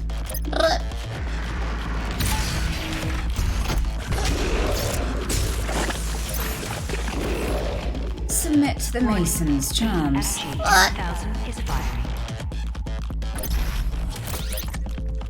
Mama.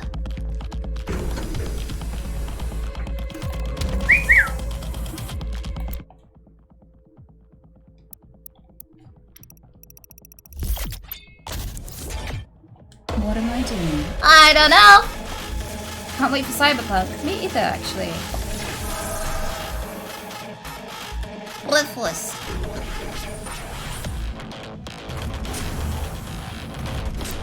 I like whamming. Have an emergency.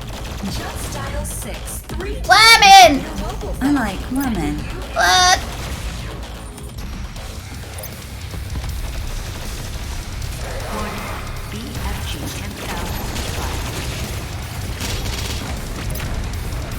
Damn it. Out of ammo. Well, that went well. That went terribly. Warning. BFG 10,000 is fired.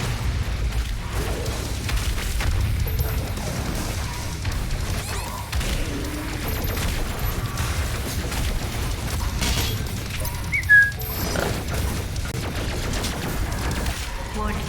BFG 10,000 is fired.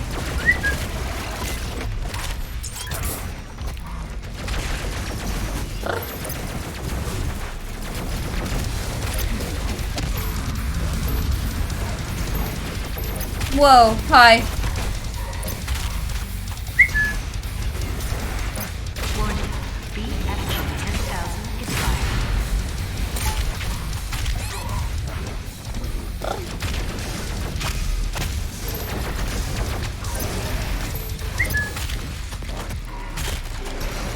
I can't tell when I have my God Punch.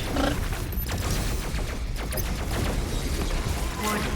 BFG 10,000 is fired. I just want to chainsaw someone, but I can't. Yeah, I couldn't climb for some reason, and it was just fucking me over.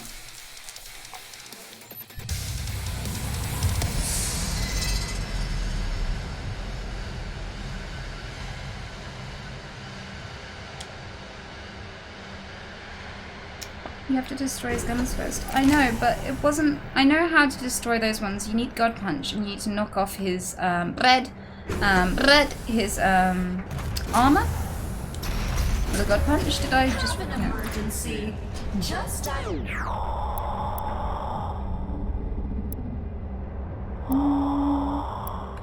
3 times on your mobile phone. And a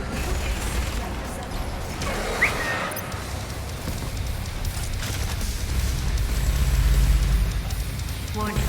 BFG 10,000 is fired. overheated. Nope. Come on, man. Would you like some dick? Would you like some fuck? Would you like some baseball cucks? Wow. My bread is disordered.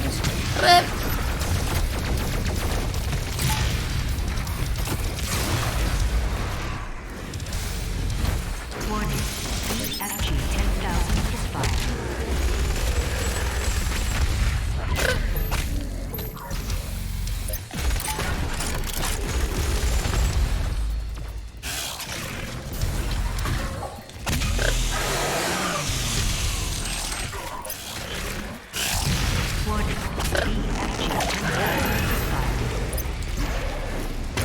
There we go.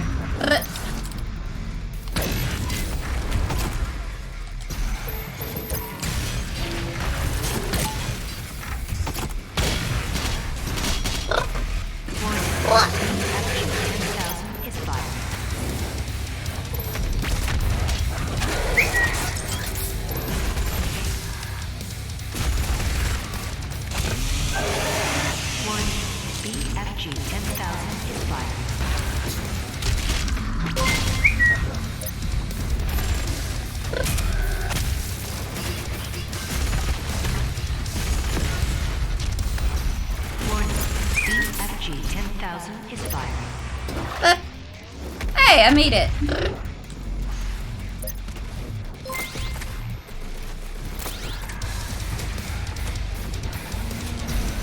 I tasted mother.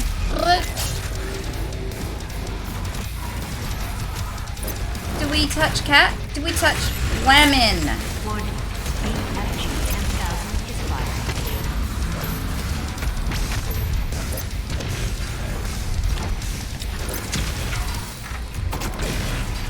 Oh, holy fuck, what is that? Oh, holy fuck, what was that? Oh, okay, that wasn't so bad. Oh, cocky, no jockey.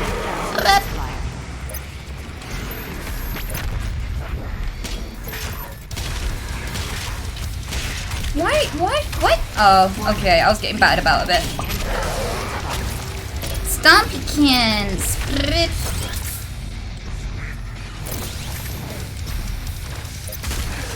Why you running?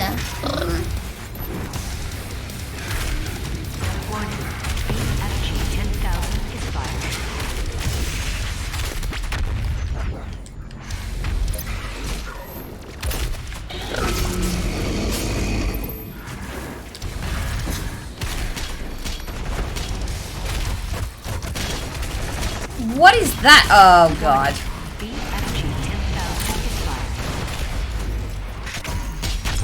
Oh dear god.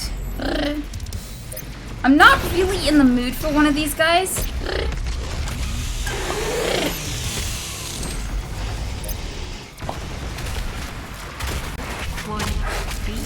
How do I get you again?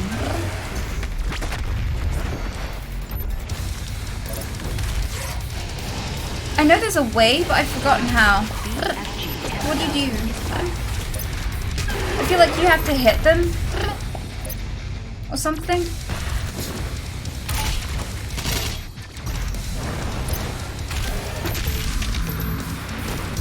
But I've forgotten. Use plasma gun. Oh yeah! Thank you. Thank you so much. You're a legend.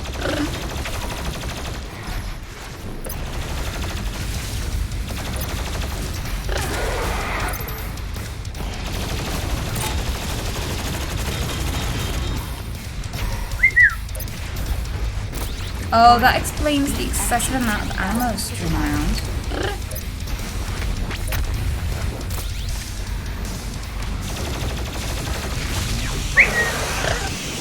Whamming!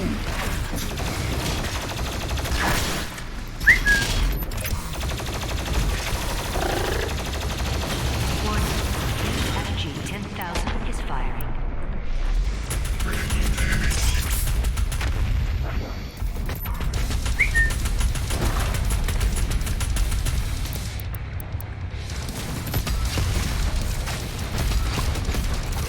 Warning. FG 10,000 is firing.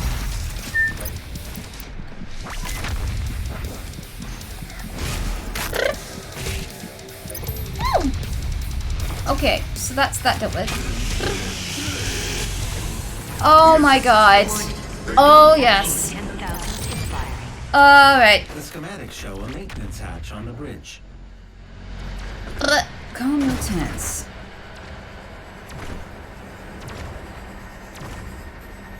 Oh, how does one... Oh, okay, this is gonna take some more coordination than... Is that the way? Oh, that's the way. 10,000 is firing.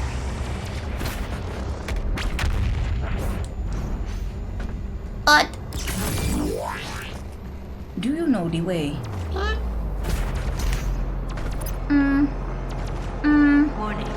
Do I do it from here? I don't do it from here, do I? I drop. Oh yeah!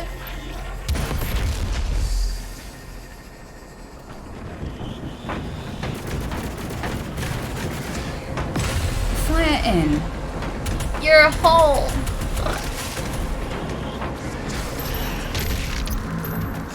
What? No, you're supposed to die.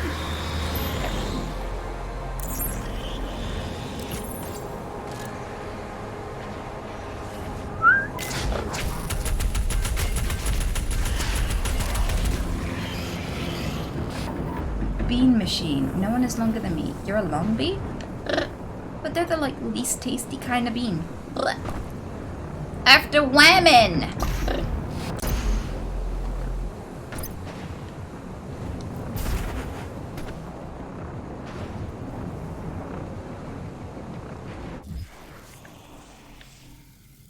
Whamming, yawn. Lemon.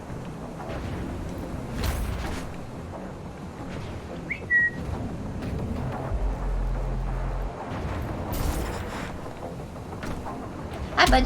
Can I has that? It's a simp coin. Thank you, White Knight. Neon.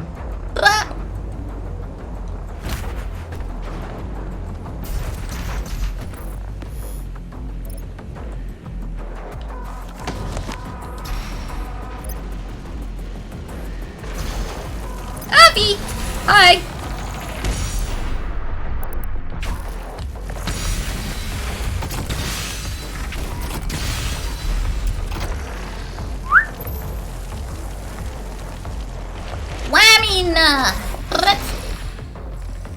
What was that?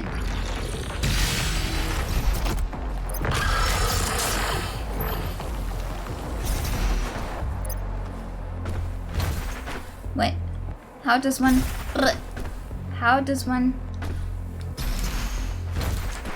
What? Hello?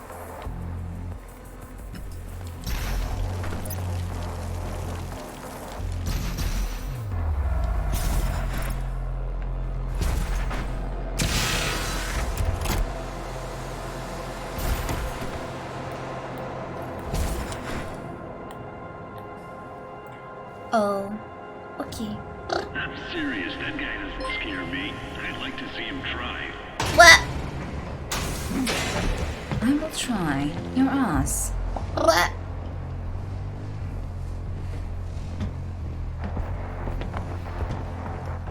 That control pod contains the energy source of the BFG 10,000. I'm lowering it for you now.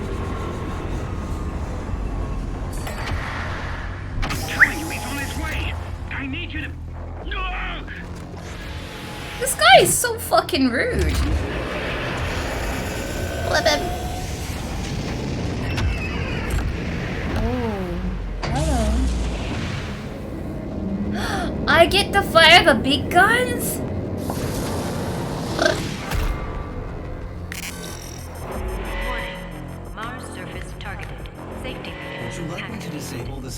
protocols?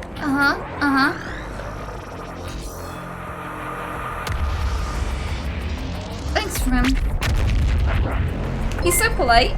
He reminds me of the little robot in Apex. The pod is set to self-destruct. We should move ahead. He's like, are we buddies now? Cause I did the thing. We should hang out sometime. Evacuate to Mars surface. I wish my maker could see me now.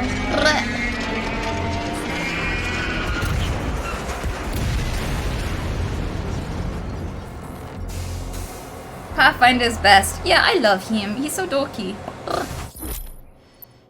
The BFG 9000 is capable of killing most demons with a single shot. Press R something. I think that's R1. That's that one. That one there. To launch a colossal ball of energy that will generate deadly tendrils as it passes nearby demons. Okay. Let's test that a The sec. emergency exit portal should take you directly to the Mars surface facility. You only get one? Fuck. Whoa. Well, wow.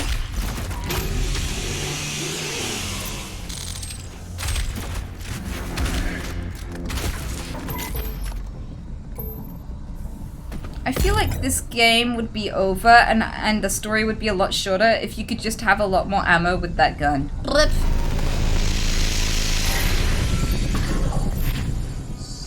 Holy woman, what? Wow.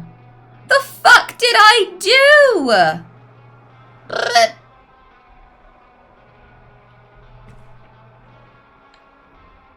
Weirdly, I know this is gross, but like I popped a pimple on my shoulder yesterday and this really reminds me of the aftermath. Pods to get down to the Mars core, but we have no way of reaching it from here.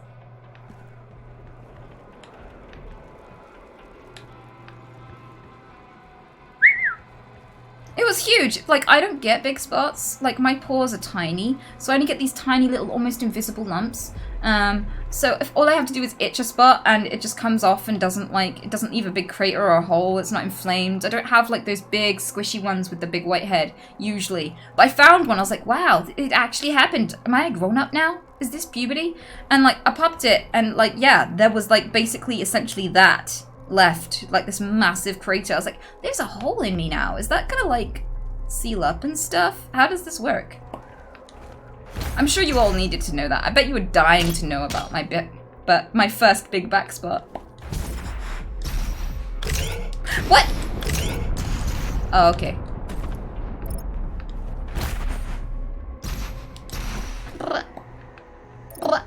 Oh. Fourth. Kill him! Kill him! The Slayer, the savior of humanity. You think one man can stop the armies of hell? Why can't I shoot for shit right now? Oh my god, I feel like, you know that moment in that movie? Oh, what's the name of the movie? Where he, where they shoot. But it's a Tarantino film and he just shoots in a big arc around this guy. And not a single bullet hits and he's just like, what? I'm alive?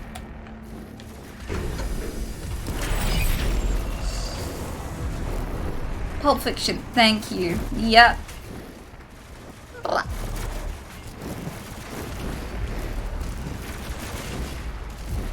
Can we just take a second to appreciate the view? I mean, I know there's like loads of death and demons and destruction and shit, but this is fucking beautiful. Beautiful. Wow. Wow.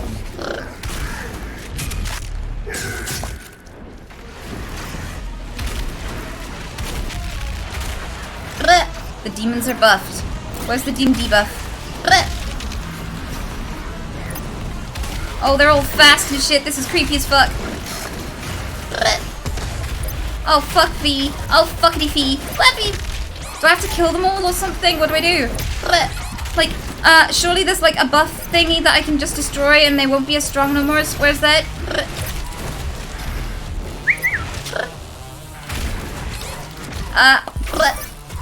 Oh, extra life, thank God.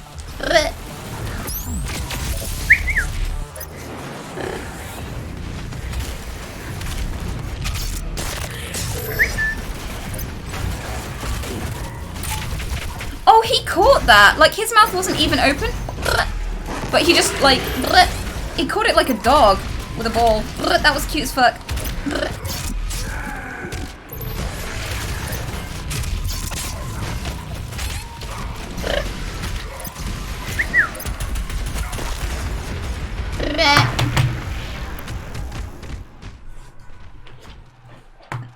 Yeah, the demons are cute. They kind of are. She's enjoying it, chat.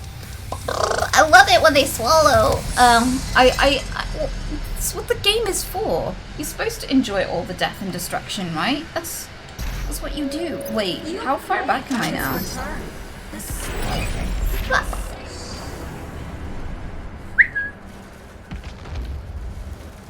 Mama.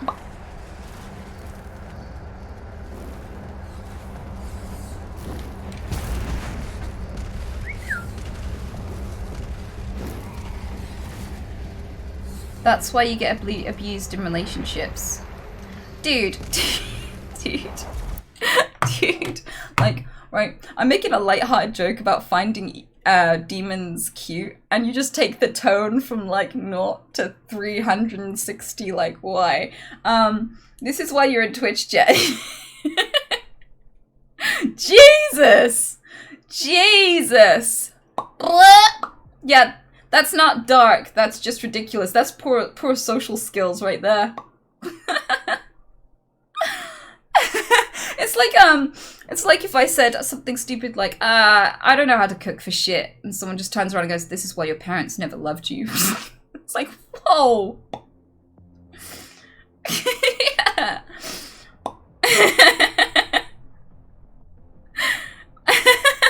I think it was like an attempted roast, but it just is like an attempted jokey roast that just went horribly wrong. I have a friend who does this, and it's amazing. Like, he doesn't understand gentle taking the piss, because that's a British tradition. You take the piss to bond. Wow. And so he tries to take the piss too, but he just overcooks it. So instead of, like, you know, the kind of playful banter me and Bryce and Pop will have, right? He'll just go something ridiculous like, I hate your face and I think it looks fucking stupid. And he's like, that's how you do it, right? Because he's actually really wholesome, and like, he gives to the homeless, and he's like really, really kind to a fault. So he just does not know. And he has challenges understanding social interactions and social etiquette as well. So the two combined is fucking hilarious.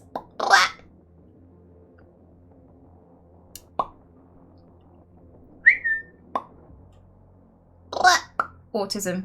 Yeah, but I don't want to stereotype everyone who has autism as like blanket always getting social interaction wrong, because I also have friends with autism who fucking ace that shit. And Asperger's. So yeah, I don't want to stereotype everyone, but he does find it challenging.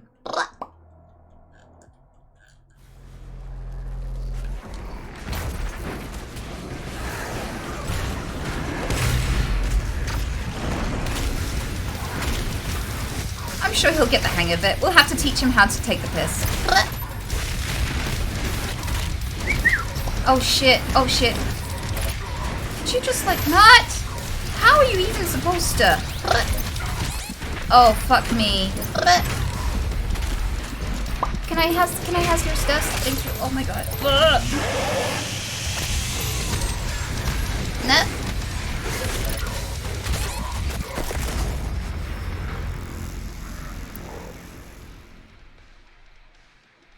I want to learn too.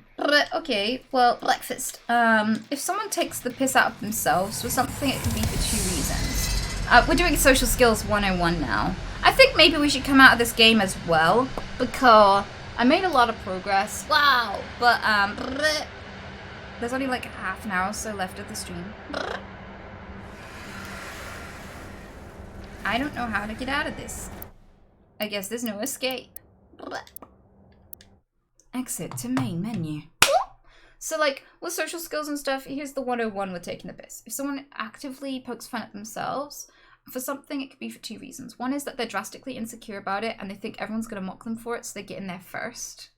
So there's some people where you really shouldn't latch on to that. But there are other people who ridicule themselves for basic things that they don't really care about. Like, I don't care that I'm small. It's fine. So people can roast me about being small all they like because it doesn't really hurt. And so my friends take the piss out of me for being small. And Bryce makes jokes all the time about being less than well endowed. So we all like joke along with him about it.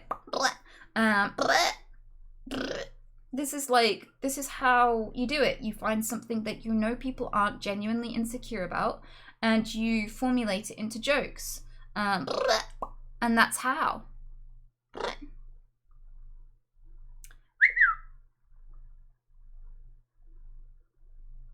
G'day from a new viewer. Hello, Mark Parfit. Nice of you to join us. Breakfast. Hey, let me put some music on. I'll tell you the shiznay. See, I'm not exactly the most socially adjusted person. I still get nervous. I'm still shy. But breakfast. I think I'm doing a lot better than I used to be. And just because I've observed these things and haven't yet fully managed to work up the courage to put every last bit of it into practice, I technically know what to do. It's just doing it, you know? That's where I'm at. Mostly. Whoa. Breakfast time.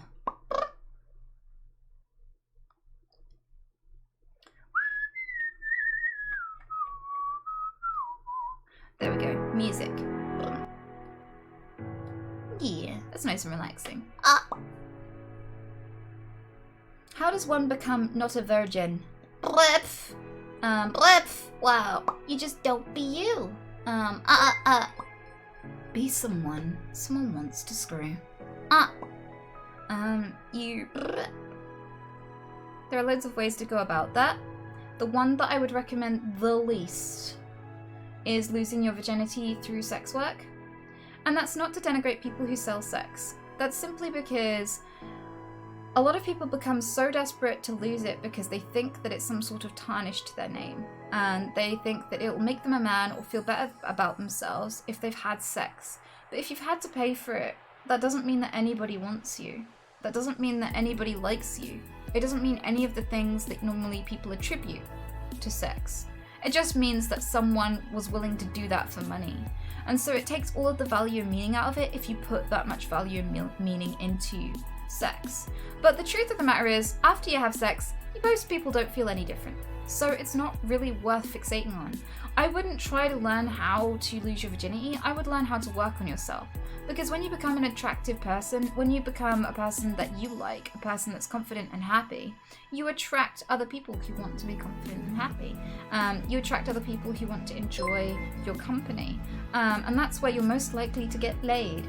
So I would say, don't try to work on not being a virgin. Work on yourself. Work on being the kind of person you can be alone with. Work on the kind of person that makes people smile. Work on being the kind of person who's confident and enjoys company.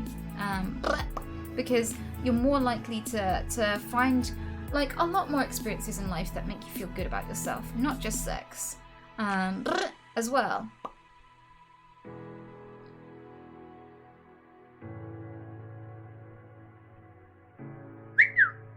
The thing is as well, like, I feel bad for incels because they've defined everything about them fundamentally by what they're not instead of what they are. They define themselves as involuntarily celibate. They're defining themselves by what they're not getting out of life instead of what they are. And I think if they focused on what they were getting out of life instead of what they're not getting out of women, they'd be a lot happier. And if they were happier, they'd get a lot more sex.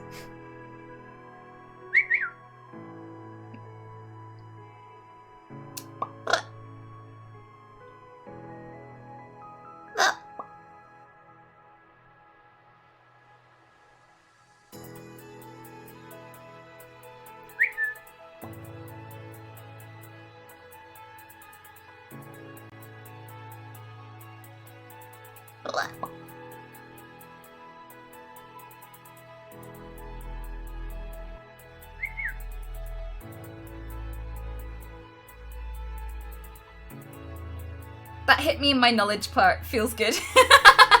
Good. Chicken man.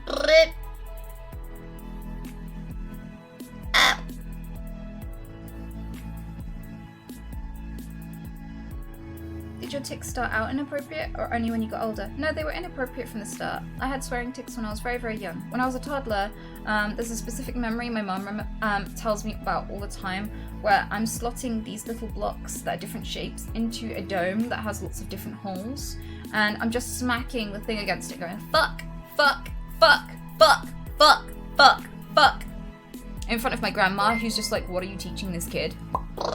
So, breakfast. I am breakfast, hear me, boy. Yeah, I would swear a lot, even as a toddler.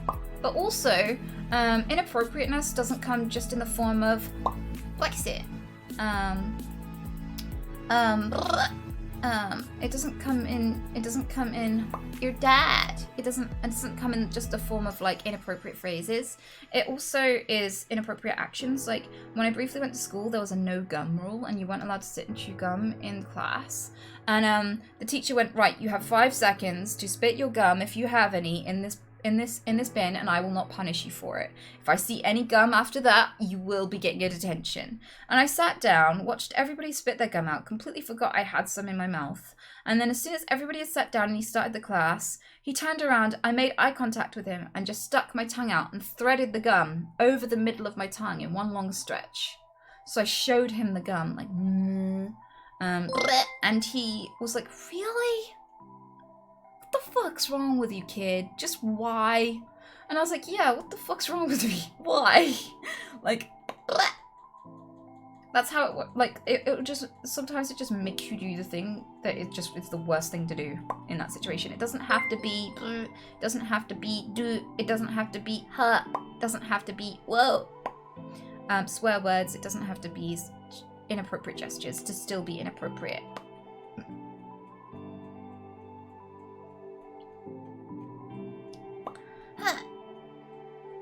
See a lot of documentaries that say tics isn't swearing, so weird, why are they lying? They're not. For most people, like the upper 90% of people with Tourette syndrome, a tic is usually something much more subtle, like an eyebrow raise or just a shoulder shrug. A lot of people don't have diverse tics, and a lot of them don't have coprolalia, which is the kind of tic that makes you say inappropriate stuff. So my kind of Tourette's is actually rare, and most people suffering from it don't have it as obviously as me. And some days I don't have it that obviously either. Some days I just go about my day and no one would know I have tics, and other days it's really bad because it's a fluctuating condition. Some people, wow. Some people, wow. Some people, ooh. Some people, woo. Some people, slit. Some people have it go away for a couple of years and then come back with a vengeance. And that's happened to me. When I was depressed, my tics were a lot less than they are now. But I think that's because it's a dopamine-related disorder, and your dopamine is depleted when you're depressed. I definitely noticed that as my mood got better, so my tics got way more frequent.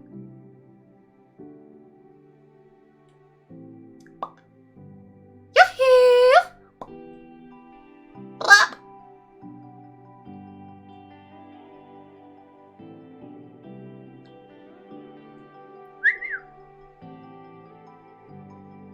How did you live without knowing you were suffering from? Not very easily. I often wonder why I did inappropriate things. I was constantly embarrassed. Sometimes when I was out and about, I'd shout something or say something and then look around me like, who noticed? And I'd feel like this big wave of like shame, and I'd blush and I'd be like, what am I doing? I don't know. Like sometimes it'd just be annoying things that that aren't like extremely offensive. Like sometimes I'd just have to walk and click at the same time. Like, yeah. Like every step, I just have to do that. Or sometimes I just have to stop and I can't move again until I've read out loud every single word I can see in my field of view. Every street name, every house number, every number plate, things like that. So it can be very inconvenient, but it's not always up. It's not always up. It's not always inappropriate.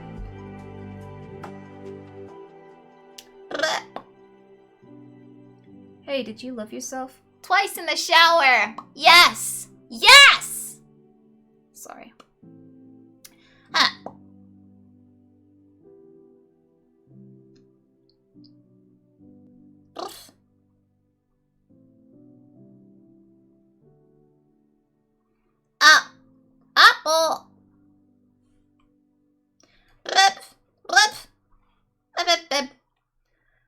anyone suggested Tourette's before you got diagnosed, and how did you find out what your condition was? So, I kind of had a feeling it was Tourette's in my late teens / early 20s, and I started telling people we suspect it's Tourette's and getting it investigated at that point. But for the longest time, even after seeing things like Pete Burns in Big Brother, I thought because my tics didn't match that, I had the stereotype of what Tourette's was. I didn't know it could be so diverse, and because it didn't match up completely to the examples I was being shown on TV, I didn't think it was Tourette's. Tourette's sounded like a very extreme thing to me, and my tics weren't always extreme. Like, there were a lot of periods where I was a lot more quiet than that. My condition worsened after I stopped being depressed. So I spent 13 years depressed, and my tics weren't as extreme as, say, someone like Pete Burns. So because I expected it had to be like that, I didn't think it was that.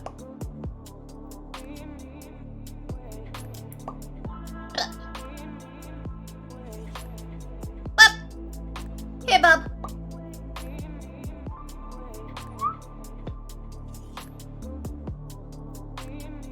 I don't think anyone here will see you on a quiet day. There's so much stimulation here, so I doubt you'd be able to show us our quiet side publicly. I'm really scared as well because I am much more focused when I'm left to my own devices to focus on like what I'm doing, like shopping and reading through lists and gathering stuff for my mom at the supermarket, or gardening, or things like that. I'm really worried because Mr. Greggles, I don't know who here has heard of Mr. Greggles. Press 1 if you have, and 2 if you haven't. Mr. Greggles is a drummer and a streamer on Twitch. Let's get a gauge of just how much I need to introduce this. Okay, so there are a fair few twos. So Mr. Greggles is someone else who has Tourette syndrome. He's been on the platform longer than me. He's got quite severe coprolalia, and in Britain, he was kind of like the face of Tourette's because a lot of documentaries by the BBC were done about him over the years. So there's a lot of coverage about the condition because of him, and a lot of people know about the condition because of Mr. Greggles, right? So, from that point, Brexit. He used to get a lot of shit when he was at school, when he was just a school kid, because there were days which were better than others.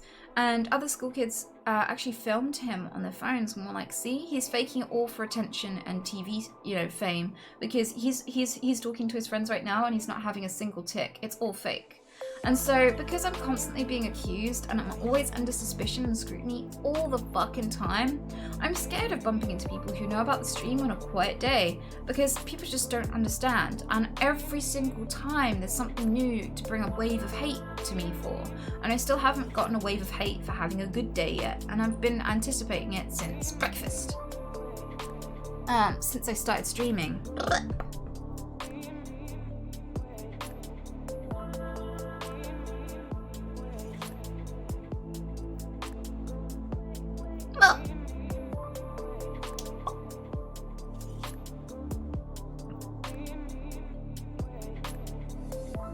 Is that his streamer name, Mr. Greggles? Yeah, but I think it just has one G. He's a drummer. So if you look at the clips and you find him, he'll be a drummer. He'll be on his drum set. He doesn't tick when he drums, so you wouldn't know until he comes off. So it's another example of us making music and it completely stopping the tics.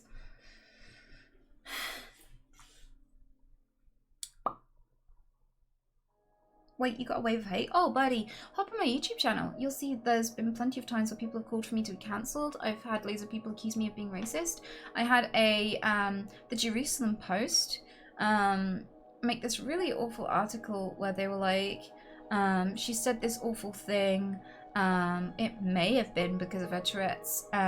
She's under investigation, casting loads of suspicion on me as if I somehow hated Jewish people because of a tic of mine. There was someone who called for me to be cancelled because I tick the N-word, and there was a massive wave of hate. I cannot describe to you the amount of hate I got. There was a website, I can't remember what it's called, it was something star, World Star or something, and they used a clip of me out of context saying the N-word, and they didn't even put in the title or anything that I had Tourette syndrome, and there were thousands upon thousands of comments of hate saying this bitch needs taking down, you know, she should try that in my area, you know, she wouldn't last long, these sorts of things. And then people trying to explain to them that I had Tourette's and them going, it's no excuse, you know, the word is in her vocabulary, she must think it. And it's like, so yeah, I've had that and many other controversies. There's a wave of people who think I fake my condition, and it's just a lot to contend with. People think that my condition is the reason why I'm here on Twitch and why I have the following that I do. There's so many other people with my condition who don't have a particularly big following yet, who've been here way longer than me. But as well as that, it's so hard to constantly be under suspicion because a lot of people won't even come to my stream before they've made a judgment of me. They've just heard of me secondhand and they're like, oh, that bitch, the one who fakes her condition for views, and they won't even give me a chance to explain myself. So it's very, very hard to stay on the platform and contend with that constantly.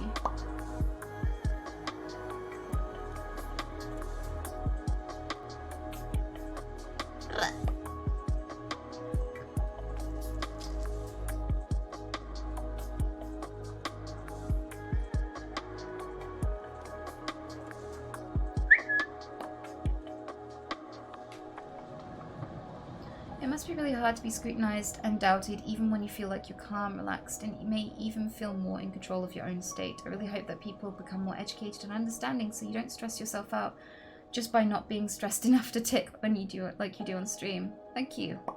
To be honest though, it's getting better. It is getting better. I've definitely noticed that on the internet.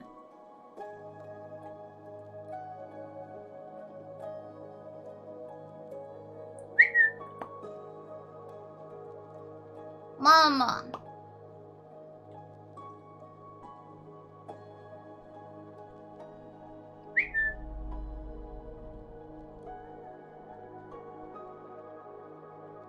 Do you often have people coming at you saying they have a magical solution or trying to tutor you to certain things without scientific basis? Yes. So I get several messages a day from people who are like, I want to study you, please pick up my call, and then they'll try and call me all day over and over repeatedly on Discord. They're like, one call, I can fix you. One call, I am an acupuncture artist, I can fix you. I have the solution. I am a Reiki healer. I can help you with your condition. I am a priest. I would like to help you with your condition. I feel that what you have is demonic possession. And I can help you. There was a guy who was harassing me for months and months saying, I just need to get in one call with Anita. How do I call Anita? How do I get to talk to Anita for 5 minutes? I have the cure. I am a specialist doctor. I don't have any qualifications, but I'm somewhat of a genius and I know how to fix her. Can you please put me in contact with her?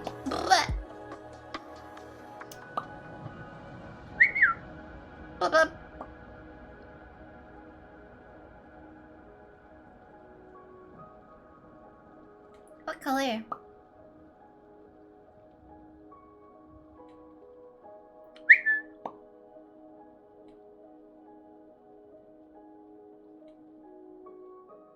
That sounds terrible. Nah, it's actually one of the easier parts of my day because I can just click at something, look at it and go, nah, move on with my day. So to be honest, I don't really care. My mods are really good at handling them and, you know, I just don't have to talk to them. That's a pretty easy thing to navigate, if I'm honest.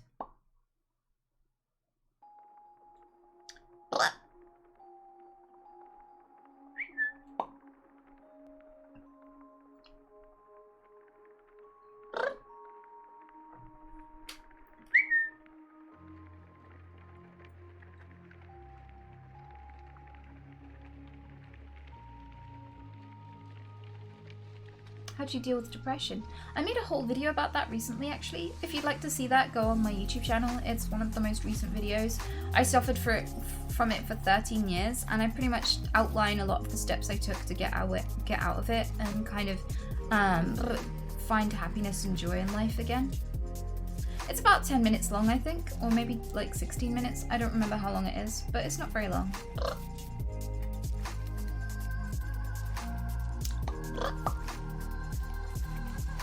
Gaming. Thanks for the resub.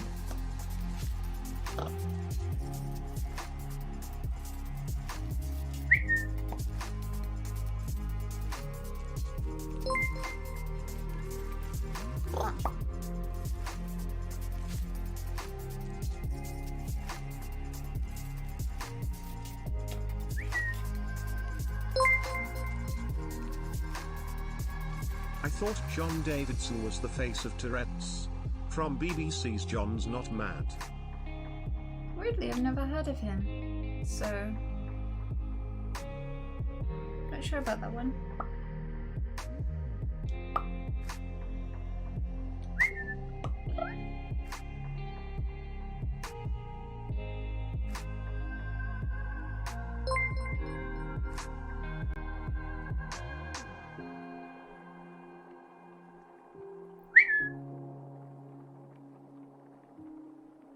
Mama.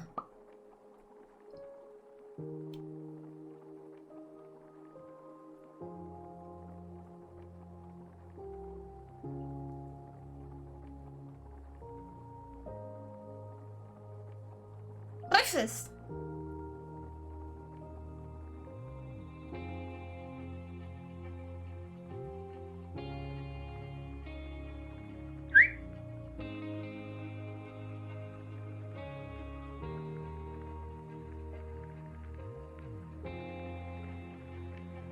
Turn left.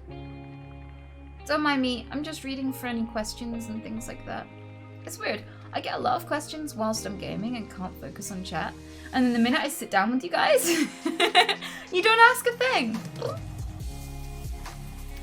I think your hair is nice and beautiful. Thank you. I'm actually a bit insecure about my hair because it's falling out. It's under investigation. I was actually at the hospital very recently for it. They took my blood and then they injected me with some adrenaline. And then they took my blood again. I have massive bald patches.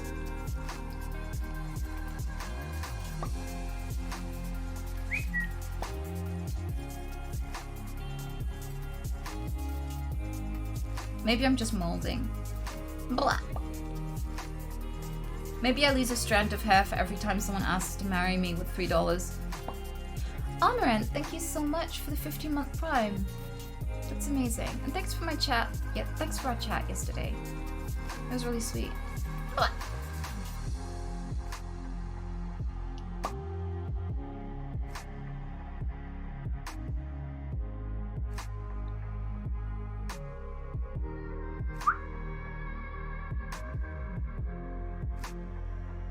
How was your school life? Well, I don't think I'd ever really spoken out about why I left school until I went on Dr. K's what is it, a podcast? Well, I went on Healthy Gamer GG yesterday.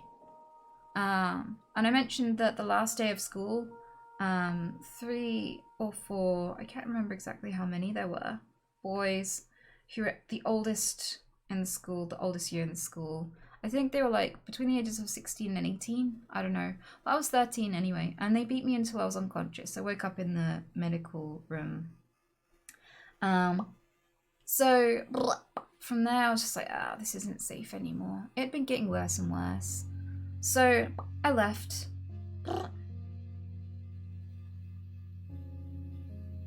I benefited from it quite a lot. I feel like a dick. I feel like dick. I feel like, wow, some dick. Any in chat? No, I can't see it. No dick in chat. No balls. Sorry. I am I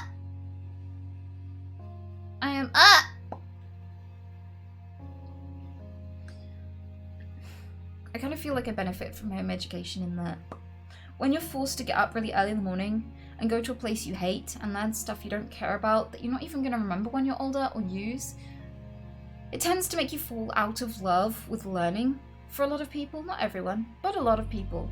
I mean, how many of you continue to study every day?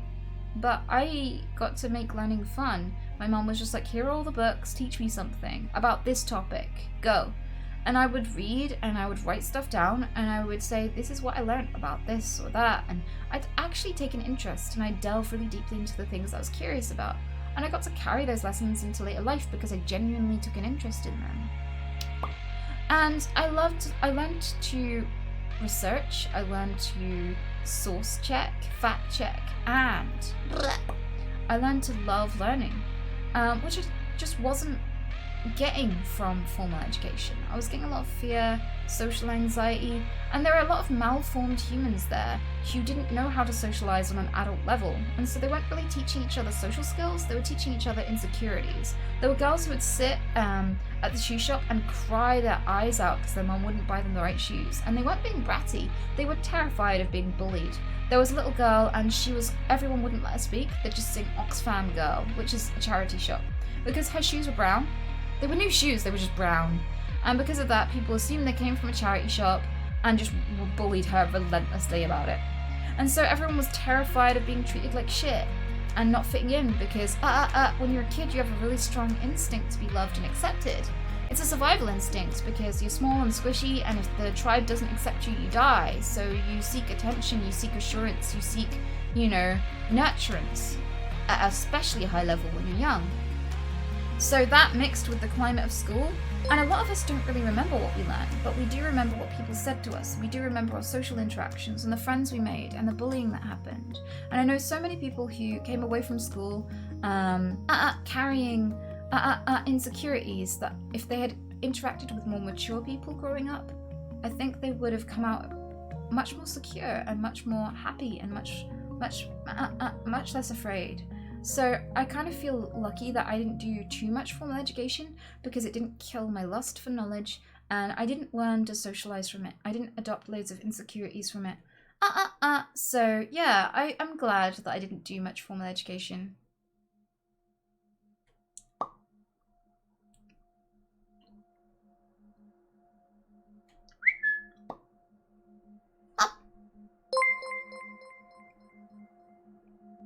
I wish to be a professional simp like Bagel, but sadly can't give more. That was my last 5 simp coins. Now I am poor. Simp. Together. Strong. Thank you. Honestly, guys, though, please take care of yourself. We are in a global crisis. I will be okay. I have enough money to eat and to live. I can't breakfast. It's enough that you watch. It's enough that you give me your time. I don't expect you to give me anything, and I'd rather you keep fed and well. I don't want to be the reason that any of you suffer. I want to be the reason you smile. I want to be the reason you think about stuff. I want to be the reason why you try new things. I'm here to encourage you, and I'm not here to take all of your money and leave you hungry. So, I'm not here to take, I'm here to offer stuff. I'm not going to sit here and ask you for anything. So thank you so much for that tip. But next time you get some monies, spend it on yourself. Eat some food.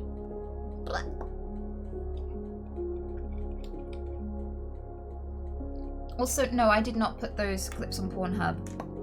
They were put there by somebody else without my permission.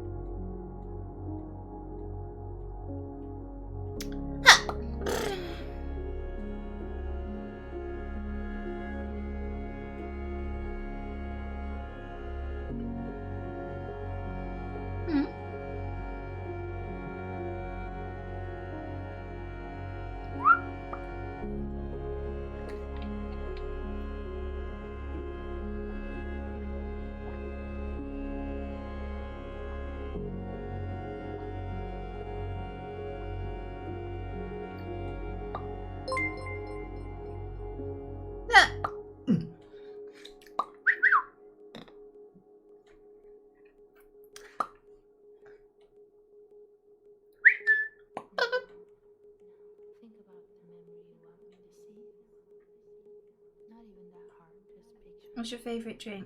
Cold piss. Blech. Straight from the ass. Probably at the moment, J2O. Oh, J2O! Even though I rarely ever drink it, I think I've had 1 bottle of J2O this year. Because it's not like a necessary drink. It's not like good for me, and it's not really gonna help me in any way. And I don't actually know where to buy it.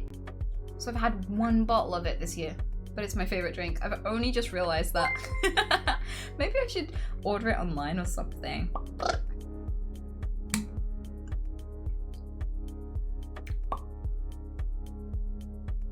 Oh, Grim Guru Warlock. What? Grim Guru Warlock, thank you so much for gifting those 10 subs, bud. What?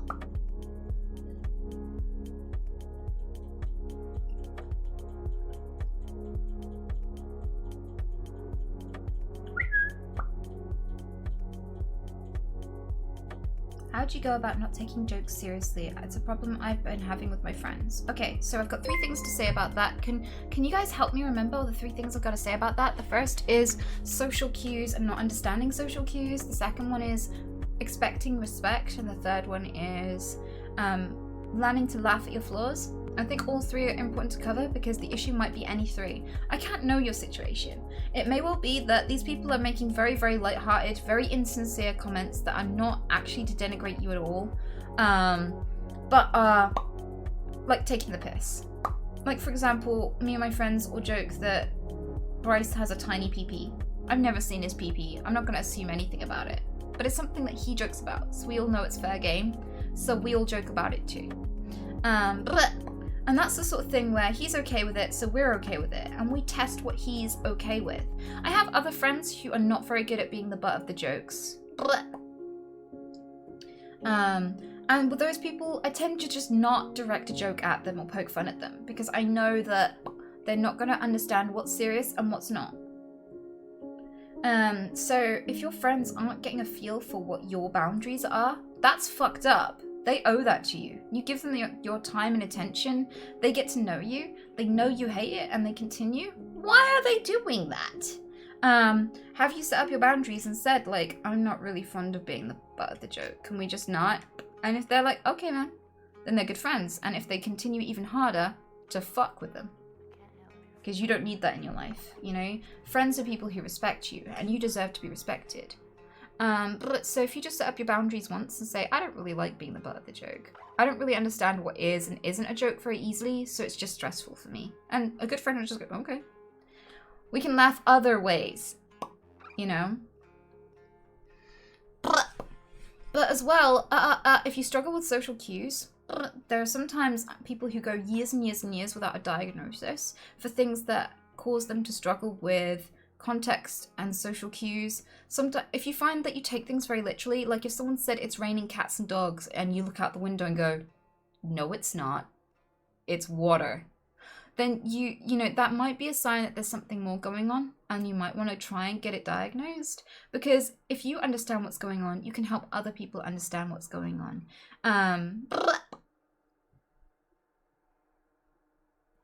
And that can help you to navigate friendships a little bit more easily. So those would be my 3 points to bring up.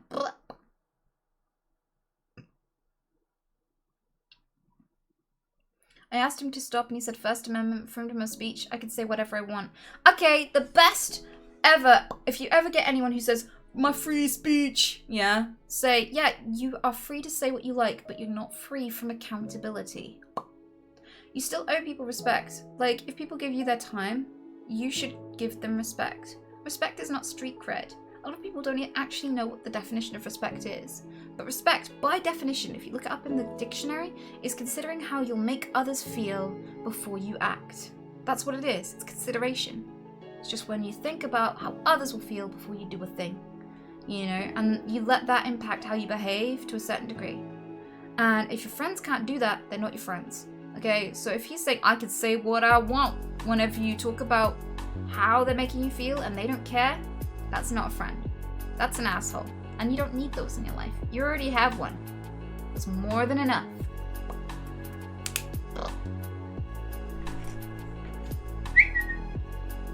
And learning to filter who you spend your time with, because you don't get much time in your life. Why waste it on people that make you miserable? You know? You won't be alone if you have standards. You don't have to put up with that shit. All my life, whenever I've pushed people away because they don't respect me, people have gone, oh my god, you can't be sensitive about that kind of thing. You'll always be alone if you don't learn to put up with it. And I'll give you an example to show you how bullshit that is. I had an ex who described it, like his friend he described his friend in detail, what it was like to sleep with me, what grooming habits I had, you know, whether or not I shaved, this sort of stuff, knowing that it would make me uncomfortable.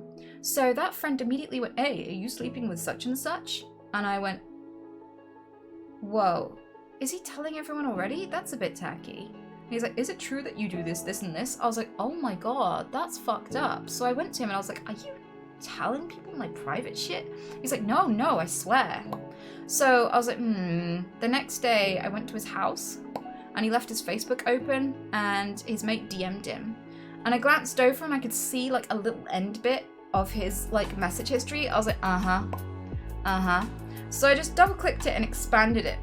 And sat on his bed and waited for him to come in, and he double took at the screen and just went bright red. I didn't even need to read it. I already knew what he'd said because his friend had told me. I just wanted him to know that I knew. So, yeah, exposed. Yeah, so he came in and he sat and he was like, oh, fuck. I was like, yeah. So I left, and his friend then DM'd me, because obviously my ex had, like, typed to him and was like, why the fuck do you expose me? Right, so his friend came to me and he gave me this long lecture about how, you know what, you can't take this shit seriously, okay? This is just what guys do. If you hold people accountable for this kind of shit, you'll always be alone and no one will love you, okay? Because no one's gonna treat you any better than this. You get that, right? There isn't any better. He's a nice guy. You should take what you can get, okay? I was like, what the fuck? So that gives you an example of like the level that people will go to try and convince you that you're not worth respect and that you should put up with bad behavior. And you don't have to. Because when I made room in my time and schedule for better people, I filled it with better people and I had a better life. But you have to cut loose the shitty ones in order to make that room. So never ever stand for abuse or disrespect, and don't go back to people who apologize for that. Like, people can fuck up and that's okay. But here's a little lesson I learned from being in Twitch, right? Thousands upon thousands, I'm not exaggerating, thousands of people have messaged me like, your White Knight mods banned me. Okay, I don't even know what I said. I haven't even spoken in your chat. Could you unban me? And then I'll, like, look through their chat logs and they've said the most vulgar, awful shit, accusing me of faking my tics, making sexual comments, threatening to do awful things to me, you know, racism, homophobia, all sorts of stuff like that. And in the few instances where people have gone, like, a year ago, I was a shitty person and I trolled you and I'm sorry and I would like to be a part of your community now because I'm reformed. Every single one of those people that did that and said that reoffended horribly. We haven't had a success story with those people. So when it comes to basic respect, I would say what I've learned is it's one of the things I don't forgive people for. If you can't respect people, you don't deserve people. You know, if you don't care how you make people feel, if this is all about you and attention on you, go and spend time with you and stop being everyone else's problem.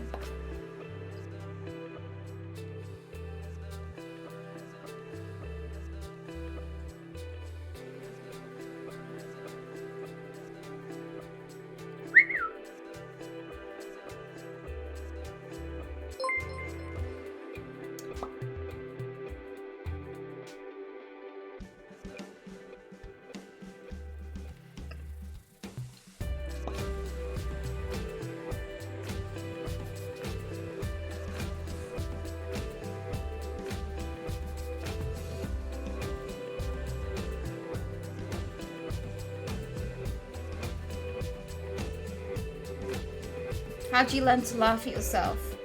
Oh, that's an easy one. So like, hold on. Thanks for the gentle advice, Anita. Thank you so much, Jacob, by the way. So I would say I laugh at myself. I find my downfall incredibly hilarious because most of the mistakes that I felt incredibly embarrassed about 2 years ago, I laugh at now. And I tell them as stories. I tell them as stories of like lessons I've learned or just times that I was hilariously goofy. I fell in a shit pit and I stood there covered in head to toe in shit, right? Human shit. And you know what I did? Fucking laughed. People were like, how are you so happy? I was like, this is fucking hilarious. Are you kidding me, dude? This is gonna be a great dinner time story. Like, this is just the most surreal thing that's ever happened to me. How weird and random is this? Never in my life did I think that I would ever fall in a shit pit and survive. Like, that's crazy. But like, I've embarrassed myself so many times, and embarrassing stuff is funny. So learning to, like, people try really hard to be funny their whole lives, and not all of them succeed. Some people are stand-up comedians that never make people laugh and just embarrass themselves on stage for years and years, decades even. And when you fuck up, you have the passive ability to make people smile. You have a repertoire of stories to laugh at with people. Taking yourself too seriously, it will lead to your downfall.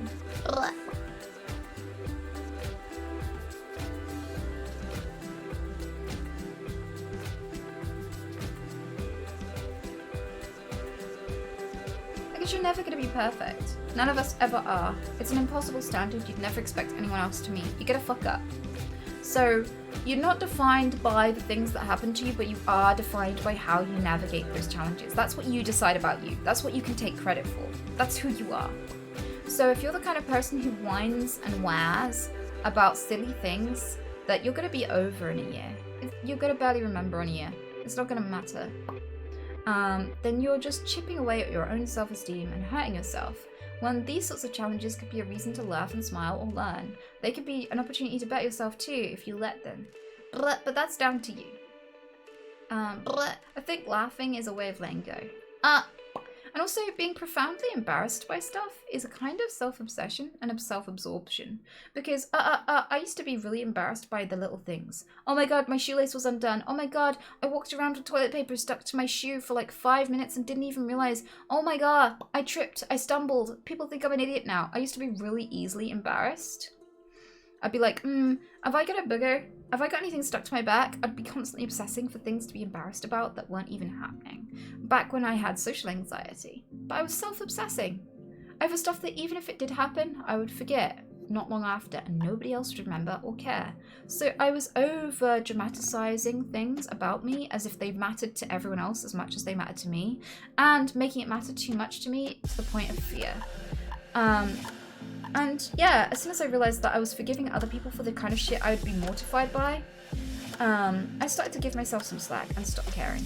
Like, I think now, even if like I did something really embarrassing, like pissed myself in public, I'd just laugh and just be fine the next day. Whereas if I had if that had happened to me back when I had social anxiety and agoraphobia, I'd come home and cry and feel humiliated.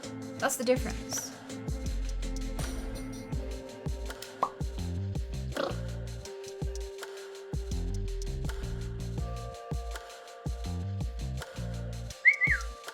But like, I think I learned that from one of my exes actually, because one day he told me this really, really terrible story. You see, he went to work in a shop that was like a few towns over, so he had to get a train out there, and he hadn't worked that shop before, and someone hadn't given him the right keys, so he tried to open up on time and couldn't. And the thing was, he drank a lot of coffee because he hadn't slept the night before, so his bowels were not too happy, and he's not very good at holding things. So he desperately needed to poop. So he was ringing people really desperately and jogging on the spot like, oh, I need the right keys, please, I need the right keys, I really need the right keys, And people like, calm down, okay, I'm coming out. And he opened the store like an hour late, and it was agonizing for him. And by the time he finally unlocked the front door, poop had started to happen.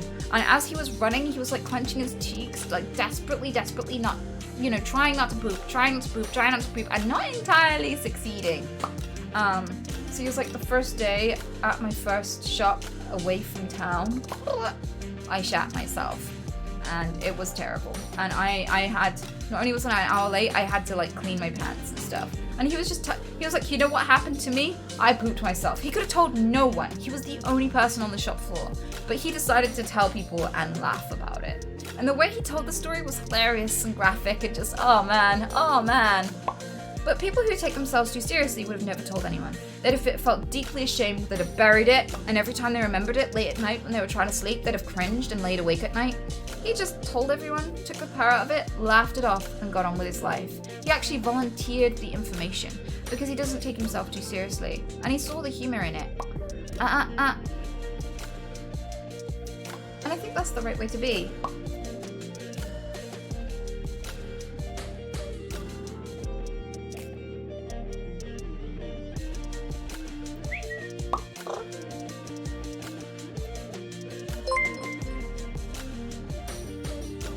I love the amount of awareness you raise towards your syndrome. Keep smiling through it all. Keep up the amazing work. Also, first time in your stream, only followed 2 minutes ago. But I do watch your YouTube videos. Awesome. Thank you. I appreciate that, bud.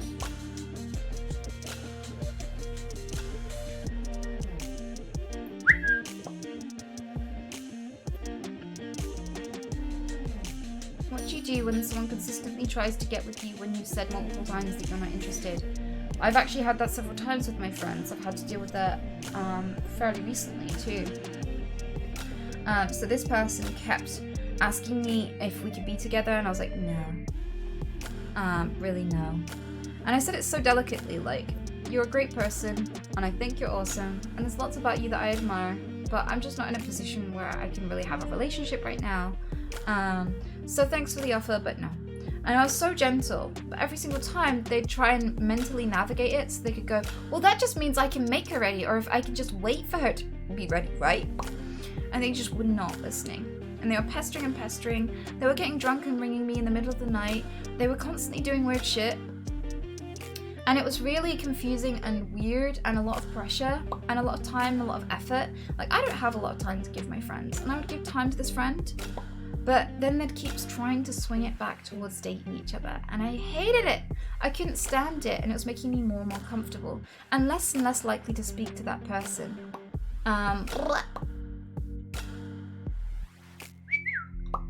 So, breakfast.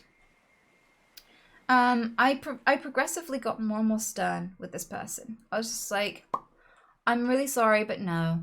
And if you keep pressing, I'm going to have to get more and more direct. And I don't want to. I'm trying to be very respectful and gentle with you here. And I'm trying to do this with respect to your feelings as much as possible. But if you keep making me refuse, I'm going to have to get more and more blunt. And I don't want to see our friendship go that way.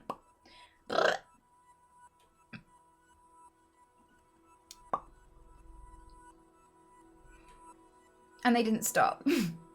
So I just had to cut contact.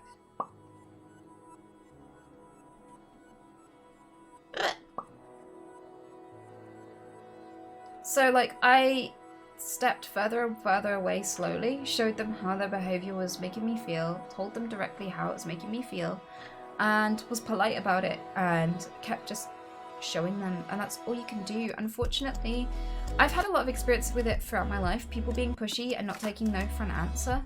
And the thing is, if they're not respecting your answer, they don't respect you. They're looking to get something out of you because that's what they want, and they don't care what you want. So that's not actually love. That's just attraction. Selfishness mixed with attraction. Quite a lot of people will convince themselves that as they push their boundaries, they're just proving themselves to you, and you'll understand one day, and you'll like them one day, because they're only thinking of themselves. Those sorts of people who are pushy, you don't have to tolerate them. Just don't take that admiration of you as a reason to be light-hearted or to dismiss the fact that they're being disrespectful. Sometimes, disrespectful behavior can be disguised or masked by admiration. But don't let that cloud your vision. It's still incredibly disrespectful, and you don't have to tolerate it, especially if it's making you uncomfortable.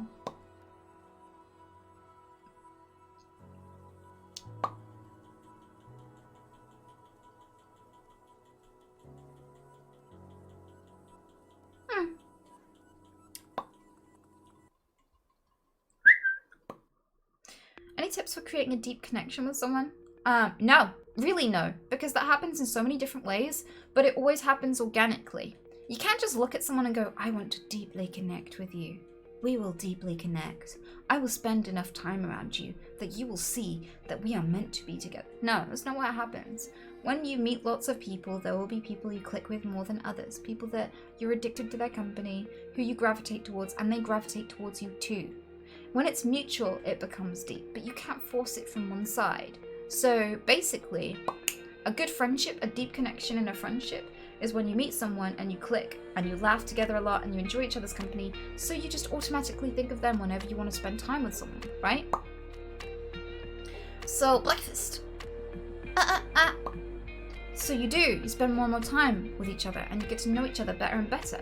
That connection is invisible as it deepens. That deepening is not with intent. That is just something that happens naturally. So, if you're asking me how to, like, the formula for making deep connections, I'd just say don't. Just meet people and the connections will happen on their own.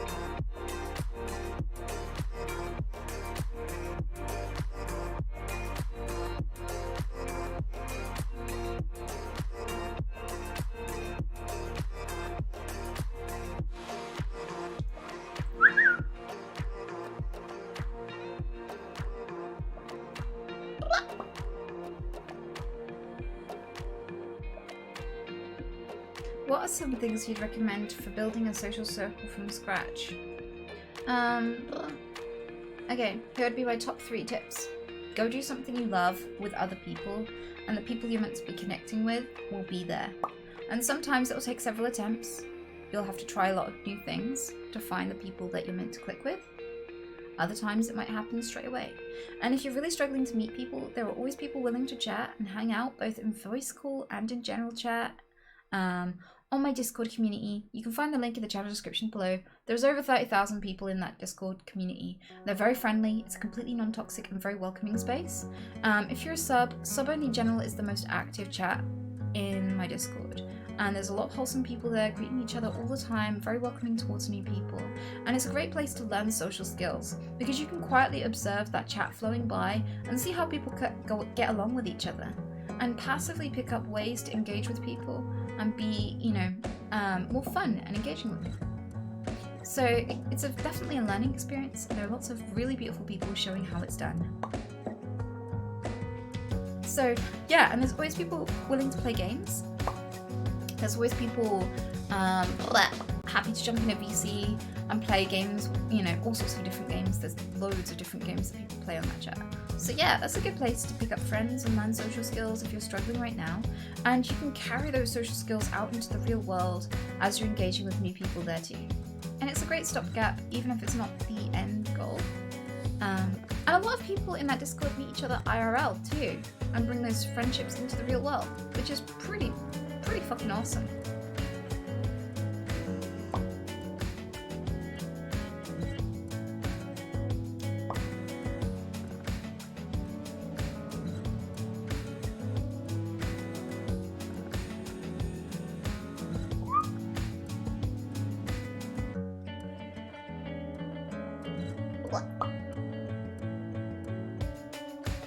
What if someone is weird in the Discord? Well, you're allowed to be weird, but if you're making people uncomfortable, we'll have a word with you. You get 3 strikes and then you get banned. And that applies to everyone.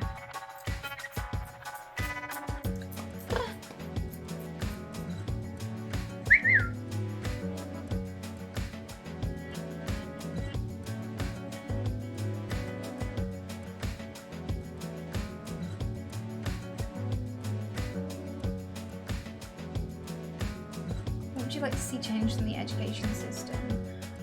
I don't think that ticking off criteria for children to know by the time they're an adult and force feeding that to them is a good idea.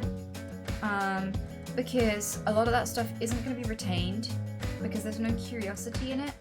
I think that teaching kids to educate themselves will amount to far more knowledge in the long run than just teaching people specific subjects.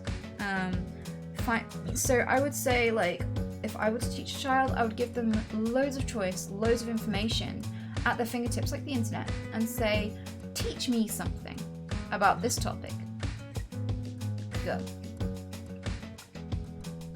And I would challenge kids to take an interest in something, want to share that interest with others, get passionate, fact check, source check, question everything that they're reading. That's the kind of stuff I teach people.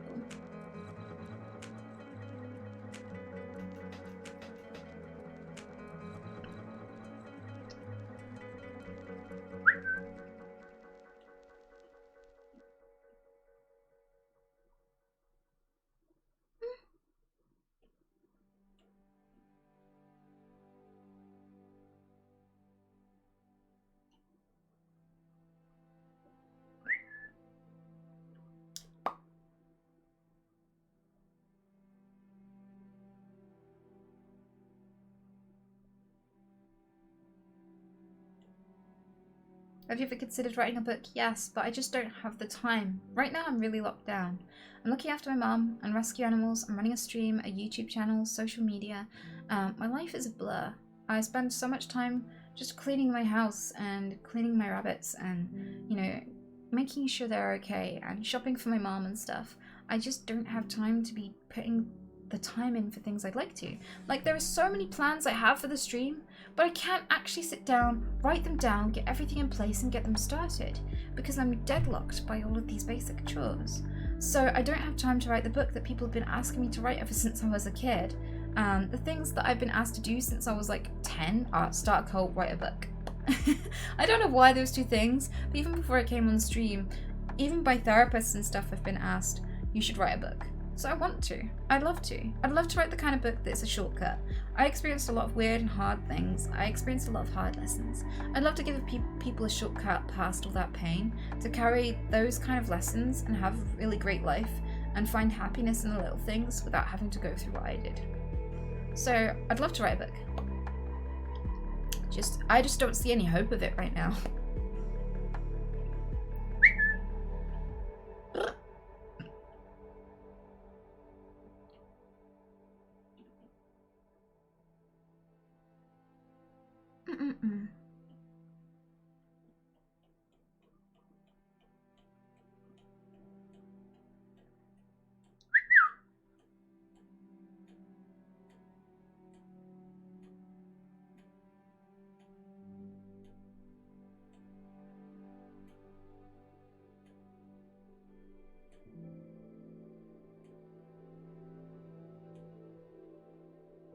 Yeah, I probably should go. Breakfast. I don't wanna, but I should. I usually go overtime, but you know what? I think I've got lots of things to do. I didn't sleep, so I'm gonna have a finite amount of energy today. I'm gonna put a lot of work into trying to make this week's worth of streams awesome. So I'm gonna break cats. Wow. I'm gonna go for now.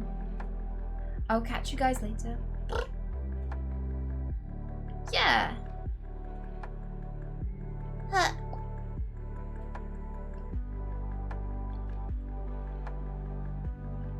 Thank you so much for listening. Thank you so much for the support and all the subs and all the donations. You guys have been crazy generous lately. Thanks for hanging out with me while I played Doom. I'm making progress.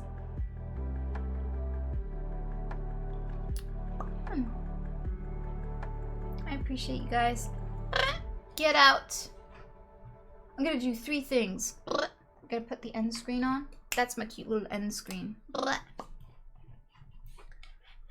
I'm gonna see if anybody's on who I can raid, because I love making people's day. I'm banging on the dashboard. Knock, knock.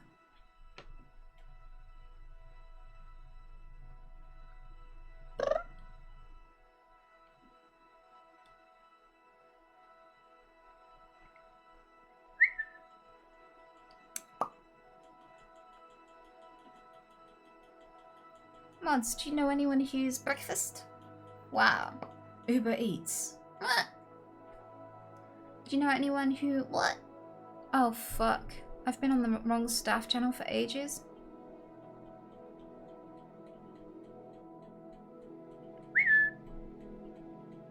Well, luckily you guys didn't have much to say to me this stream. Weirdly, I'm following therapist, but I can't see him in my raid list.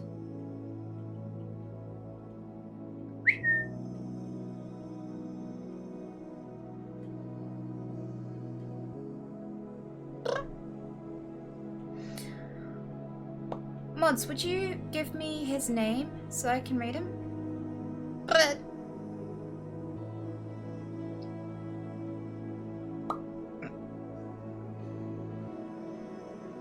Breakfast.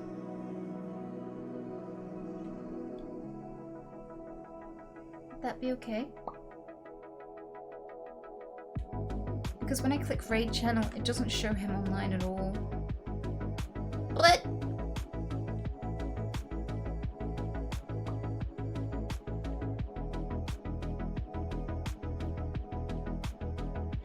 Thank you.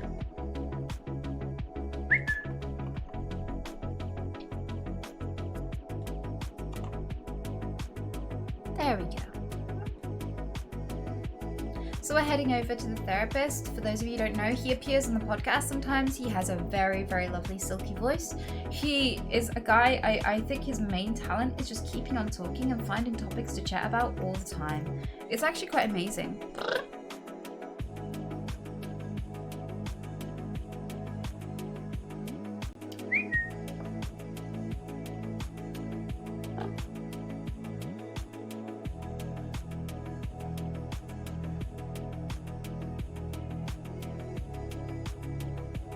Mama.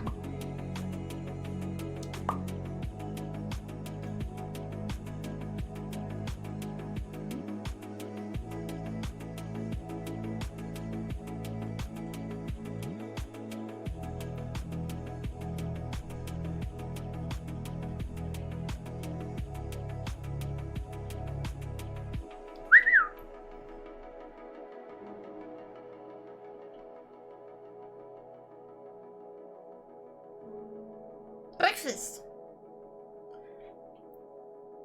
What color? Thank you for reminding me to look after myself. Thank you for coming and watching. And I will catch you soon.